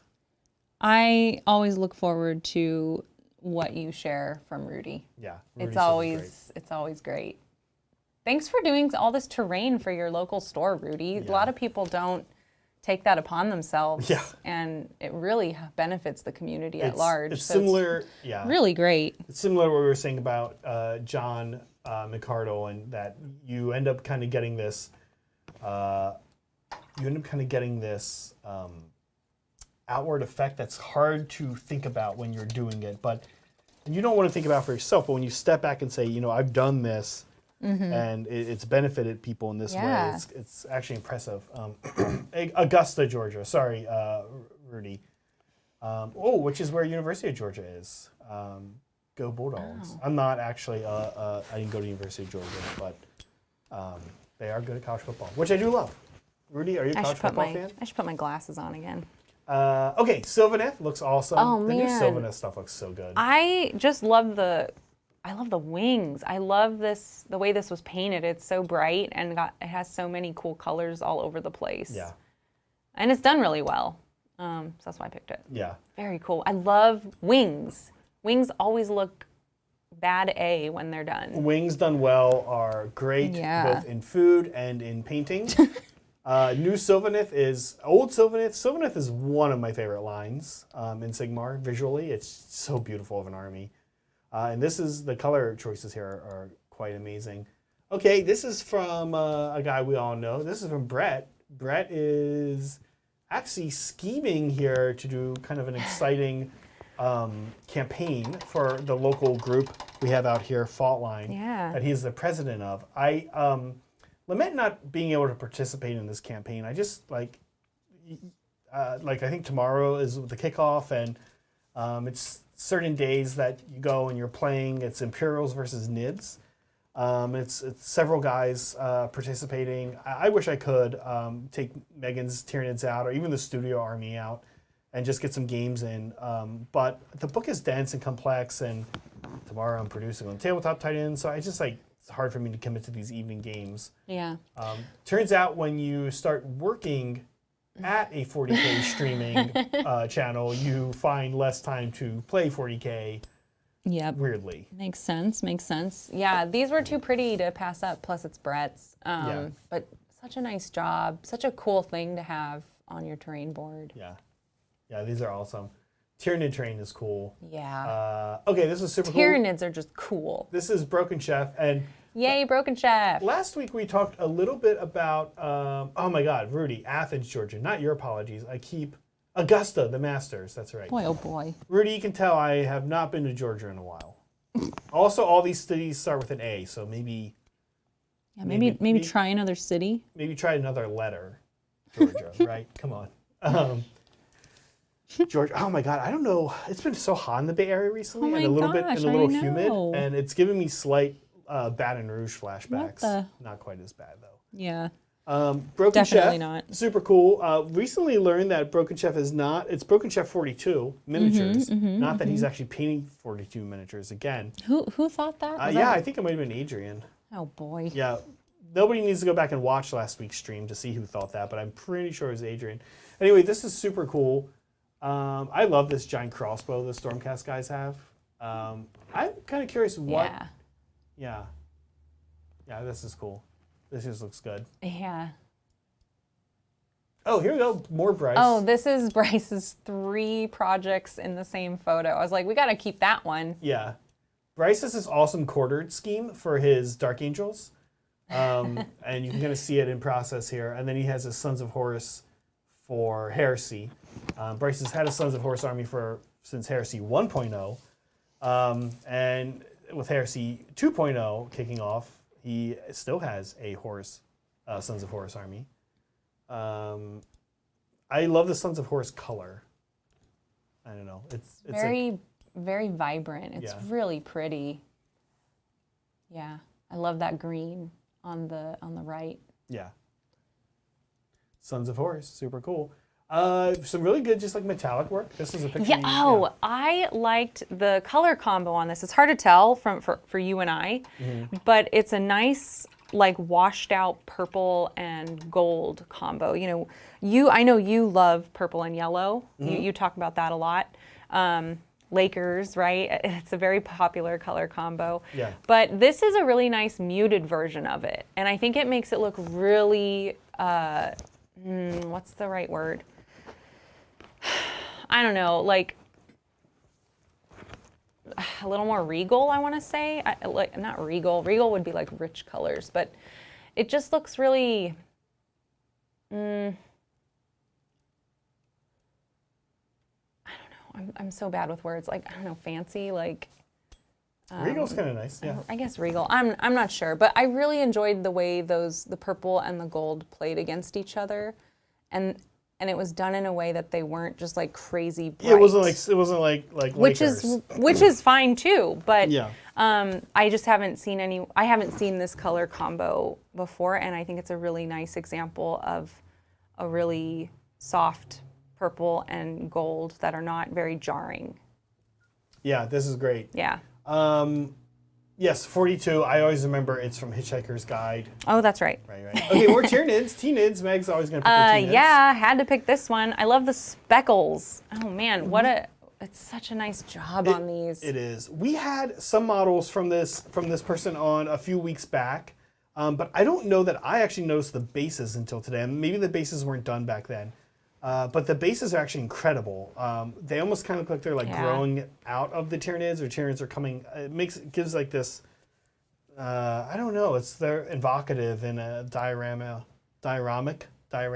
diorama-ish type way. And yeah, like you wouldn't necessarily, if someone told you they had yellow and green Tyranids, I think in your head you'd picture something and you'd be like, I don't know how that's gonna look. But then these are good. Yeah, the molted kind of pattern on the back is super cool. I just thought, the photo is fantastic, yeah. And it's well lit, and everything's very rich. Yeah. The sword, That's almost what you're going for. I appreciate a good sword. A good obsidian sword, yeah. Because I cannot do them, but I want to do stuff like this in the future. So had to pick this one. It's got a lot of good things going on all over the place. Yeah. So beautiful, and cool base as well. Yeah. Yeah, really cool. Yeah. I love, obviously, it's if a sculpt is great and a painter does something awesome with it, props to both people. But I do love this shield. This is part of why I love 40K and why I love the Imperium, and also, honestly, part of why I don't play the Imperium armies, because like I'm not necessarily into the pageantry, which is why I like Tau and 40K, but I love that it exists, and I love this shield. Yeah, I mean, I love the pageantry on this model, and it's done well, so it makes it look even better. Yeah. This is super cool. What is this? Is this? Again, it's really great wings. It's a cool model. It's painted really well. I don't know what it is either. Is this this is like a Celestine conversion with? Okay. It's a Celestine conversion with some Night Haunt. Oh, that's Yeah. cool. Yeah, I think as people become more familiar with the Sigmar line, they're doing a lot of awesome conversions with Stormcasts into the Imperium. But this is definitely from Night Haunt. This is from Lady Oleander, I think. Oh. So this is very cool. This is maybe, if this is Celestine, this is maybe my favorite Celestine I've ever seen. Yeah. Yeah, this is a really cool Celestine. It's great. conversion. Good. I'm glad I picked it. When we were going through these, I was editing the size. I didn't really look at this one because I think the size didn't need to be edited. This is amazing. This might be my favorite beautiful. Celestine. Yeah, this is cool. Okay, next. Mouse. Come on. Get. This is John's fault. That the mouse isn't working? Yeah. Yeah, it actually is. No, I'm just kidding. It's not. Oh man, this face, because we're right? doing faces Yeah. today, and this face is fantastic. I love it. Look at his screaming face. He's so mad. It's painted so well. Oh, this is amazing. But Memo Man, okay, it is Celestine. And Memo Man's in chat who did the Celestine that we just looked at. Go give some props. Memo Man, is that, was that Lady Oleander Night Haunt parts, or what did you use to make that? I'm kind of curious, because it's super cool. Yeah. This is crazy good, yeah. I think people are just really excited for Heresy, and it's so gritty and Out of context, that sentence. well, this is a Heresy Excited model. for Heresy. This is a Heresy, yeah. I know. People are just in general excited They about just Heresy. love Heresy. Yeah. Yeah, love the Yeah. face. Couldn't pass it up, especially for today's stream. Yeah. Yeah. Okay, moving on. Oh, cool knight. You like this knight. There were so many knights in various stages, and they were all so good. And I really liked this one because it looks Egyptian in its styling. Is that something that would have to be converted, or is that just the way the model comes? I'm not sure. I think there are bits that people use to make like Thousand Suns knights, and I think this is probably one of them. So my guess is that this is like a Thousand Suns, a Thousand Suns night. Yeah. Yeah, it's really cool. Good painting. Lovely too. and cool theme. I love the theme. Yeah, Michael Cody, we've noticed this too. A lot of knights popping up and a lot of really cool looking ones. Yeah, I couldn't pick them all. Okay, so Memo Man says it's Lady Oleander, Celestine, the Triumph, which is another sisters, and then Collegiate Battle Mages, which is another Sigmar kit. Yeah, that's like lines all over the place. That's like 2 Sigmar lines and the sisters line. I have to ask, what do you guys do with the rest of the kits after you kit bash? Do you just keep kit bashing forever? This is a question for chat now. Yeah. I need to super chat you guys so you can respond. Yeah, I know. I'm very curious. Okay, Meg, from here, this picture looks crazy. What is this? I know. But I saw this board. This was in the terrain channel. Yeah. And it just looks so fun to play on. It's bright. The plants look really luscious. Yeah. And the little like side plants, I don't know, these little like brightly colored props Yeah. are just so cool. And this looks like such a fun terrain set to play with that I had to share it. Love Yeah. the colors, especially. Graham says, yeah, the kit bashing never stops. Hey, Throw them away and buy new kits. No. yeah, that sounds like a Zach thing. Foods, Terrible. I'm with you. Is it Foogs or is it Fugs? I'm glad I get to ask this on camera. There you go. I don't know what the right answer is. Listen, I can't tell if they're writing like Foog to make fun of you or to tell you that's how to pronounce it. like when they do it. Yeah, I don't now know. that you've mentioned, now that you Yeah, brought now that. hopefully they'll tell us. Now that you put that idea into their head, we're never going to get. Oh, right. They'll never tell us. Yeah, now whatever. Sorry, don't bother guys. answering Sorry, chat Zach. because we can't. We know you guys are going to make me pronounce it wrong. Or are you? Who knows? Or are you going to tell me right, I'm thinking it's wrong, so I'll do it the other way, see and it then as- you'll laugh at me. I see it as Fugs. That's what I see. Oh, it. there we go. He Fugs. said- Oh yeah, it's Fugs. See? Listen, aquarium plants are interesting because you either have to almost not use aquarium plants, or you have to go all in on aquarium yeah. plants. And I think You've done it before. I have. I don't think I've gone all in enough. I think this person It's has. so fun Yeah, I looking. think this person definitely has. Here comes Slanesh. Oh, at least Slanesh didn't use bad words this time. Yeah, it's a little bit better. Good job, Slanesh. Yeah. All right, so it looks like it's the double O. Who knows? Okay. Oh, this is a cool piece of terrain. This It's a drill coming out of the ground. Believe it or not, this is actually not a train. This is Oh, it's actually a not? model. What? It's called a termite assault drill or something like that. It's a transport. Uh-huh. Guys get inside. Like I think it's mostly Space Marines, mostly bad Space Marines. Bad space. Aren't they all bad? Kind of. These are Chaos Space Marines. I think. They're the baddest Well, at of least the I've bad. mostly seen it used with Chaos Marine armies. It comes up out of the ground and guys get out of it. That's cool. Yeah. Sounds and you see scary. it's got like, these little conveyor It belts. looks terrifying. Yeah. Can you imagine that coming up like in your front yard? Guys, folks at home, would this thing going on? work in real life? Has anyone ever stopped to ask? Like, okay. I know there's a lot of things in the 40K universe that wouldn't work. Like a Helldrake, right? Of course, a Helldrake. Well, it doesn't exist. But it's powered by a demon, so it's like that would work. right, exactly. I'm wondering, like, this vehicle just as a vehicle, would this work? Could it come up? Could this actually work? You guys know what I mean. Like, yes, I know there's no such thing as a demon prince or as like a. I know conceptually. Yeah. Marathi isn't a thing, right? But like, could Yeah. this drill work? Kate and I like to do that on the podcast too. Like, we know it's a movie, but Can this feasibly function? Like, Well- I want to know that sometimes. Exactly. Like some things in 40K, you see them and you're like, okay, that is clearly something they're trying to suggest is a real piece of machinery that's just a machine. It doesn't have a demon in it. It's not magical. It's not being powered by orc psychic energy or Eldar psychic energy. It's not crazy Necron tech. Okay, Yeah. people were saying tunnel boring machines are real. There you go, Zach. All right, we're not all engineers, okay, guys? No, I know, Brett, I know. Look, Brett, this is what Zach's worried about. I know it sounds crazy. But this thing I've often wondered, I'm like, it looks like it's like right on the cusp of like, Something you is could... it like a thunder hammer? Could you charge up a thunder hammer? hammer. Could you charge up a hammer with energy and then have the hammer be more deadly when it hits with energy? Yeah, sure, Like, why not? Yes, I think maybe not in our current technology. But is this Okay. like a... Yeah, everyone seems to think it's fine. No, Brett says it doesn't work, and Brett's the one I trust. Oh, Brett says no, Brett of course says it no, doesn't work. But Evangelium says it does Listen, exist. everyone's saying tunnel borers exist. Should we make a poll? Base Dorothy, I think it's theoretically possible. All right.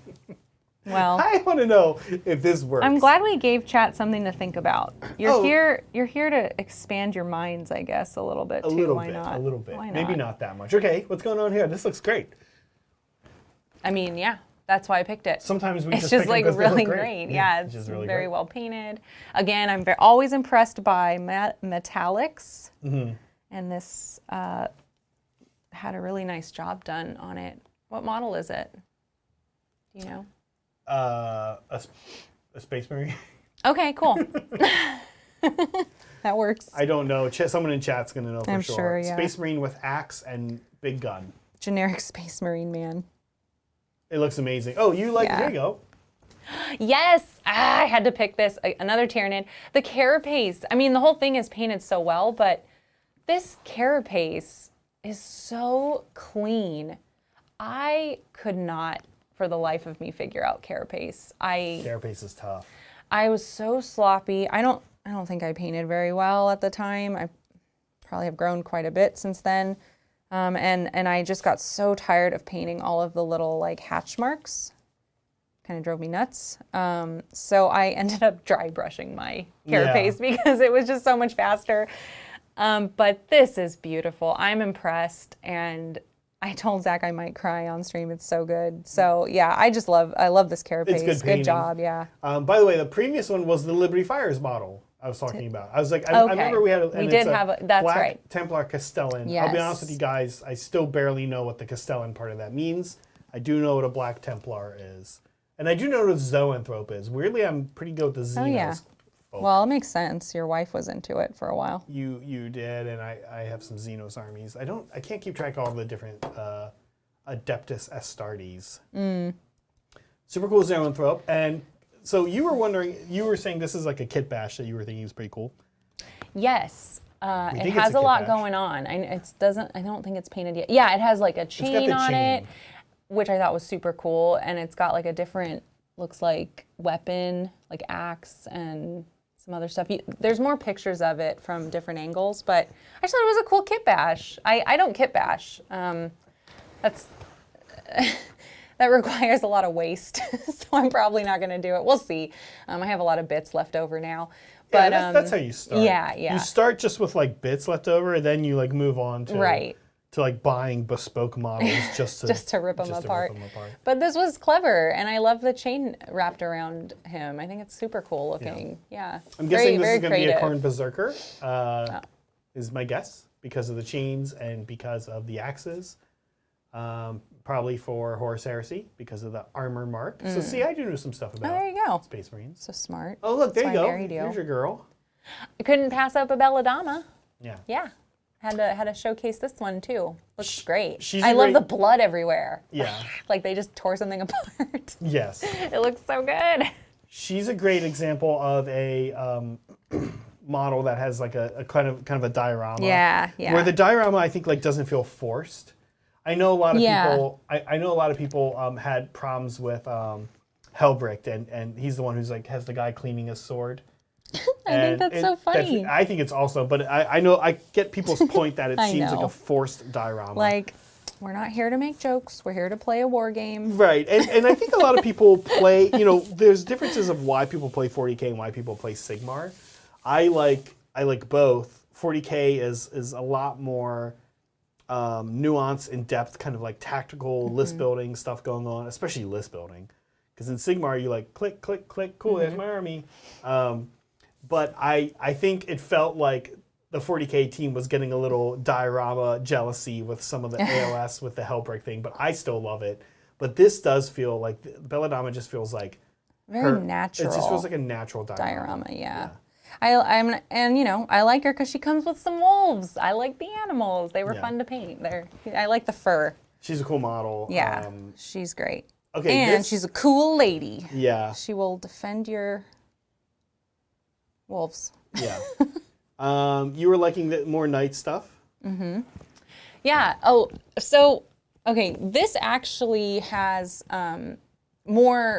there's more progress on this in the channel, which is also very impressive, and I had to think twice, but I like this shot because look how clean it is. It's beautiful, like gradations from the edges, nice and flat and very vibrant, and also that shield up top is looking really cool.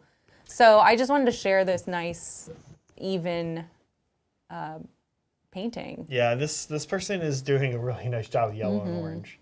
Yeah, but take a look in the chat because there's more progress done on this piece in there. Yeah, this looks cool. It's beautiful. Okay, I'm guessing this falls in the category of just looks good. Oh man, look at those colors. Yeah, again, metals.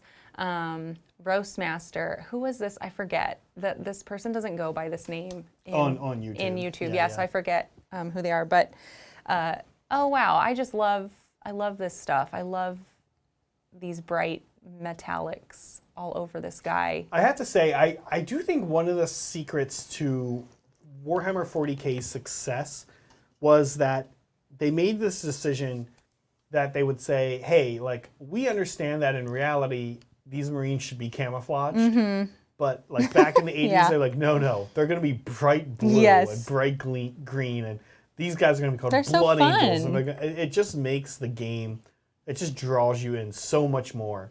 And I think it's a big mistake that over the decades, people who have tried to step out on their own have made both in terms of model lines and in terms of game rules, where they're like, ooh, what if things were more realistic? And they're like, oh yeah, let's like have a more realistic war game, right? And I imagine like a lot of people would say, well, you'd probably be sitting in line waiting for like a physical for a while. Like, you know what I mean? Like the realism is not what makes these games fun. Very true. What makes them fun is the sensationalism of this giant green Marine, right? Like this glowing, ridiculous gun that on a one, if he rolls a 1, kills him or whatever. And I'm glad people do that because I think it makes the game more fun. Like looking out at the well, not that I play, but I imagine it would.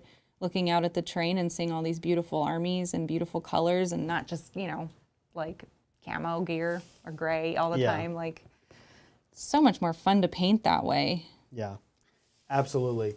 All right, how's it going, Meg? Oh, we're done. We're done. Oh, gosh. Okay. Yeah. Well, I did finish one face. Let's see it. Out of these guys. Let's get a good. Our best view is actually going to be here. I'm probably going to add some blood, like coming out of the lips a little bit, but the skin is done. So. Oh, is this the Necromancer? What model is this? This is. Oh, that's the not special. The Necromancer. It came out this year. I grabbed it. I forget what it's called. This is the special release. release. I'm bad with names. This is like the story anniversary model. Yeah. The Necromancer I haven't primed yet, so now I'm all out of whack. I'm gonna have to do him separate. Well, the Necromancer's not a vampire. Good news. Oh, it's not? No, it's a normal person. What? That likes magic. Okay. Evil, undead magic. Well, I'll probably paint him similar. Less blue then. He's probably at least gothy. Yeah. At the very least, he might not be vampire, but he's probably a goth. Maybe this would be better on the glam cam. I'd like to see up close. But anyway, my last step was taking this light blue horror. There we go. And I turned it into a glaze. I should also point that out. In the class, they didn't give us washes. We made our own washes, and that was sort of what they recommended. Like with water? Just pick the color you like and go with it. And thin it down. Thin it down as much as you water, need. We used water. They didn't really direct us one way or the other. Okay. But it's acrylic paint, so I would imagine water is fine. Yeah. But anyways, so turned it into a glaze and just sort of glazed it all over the other layers. And it's hard to see on camera.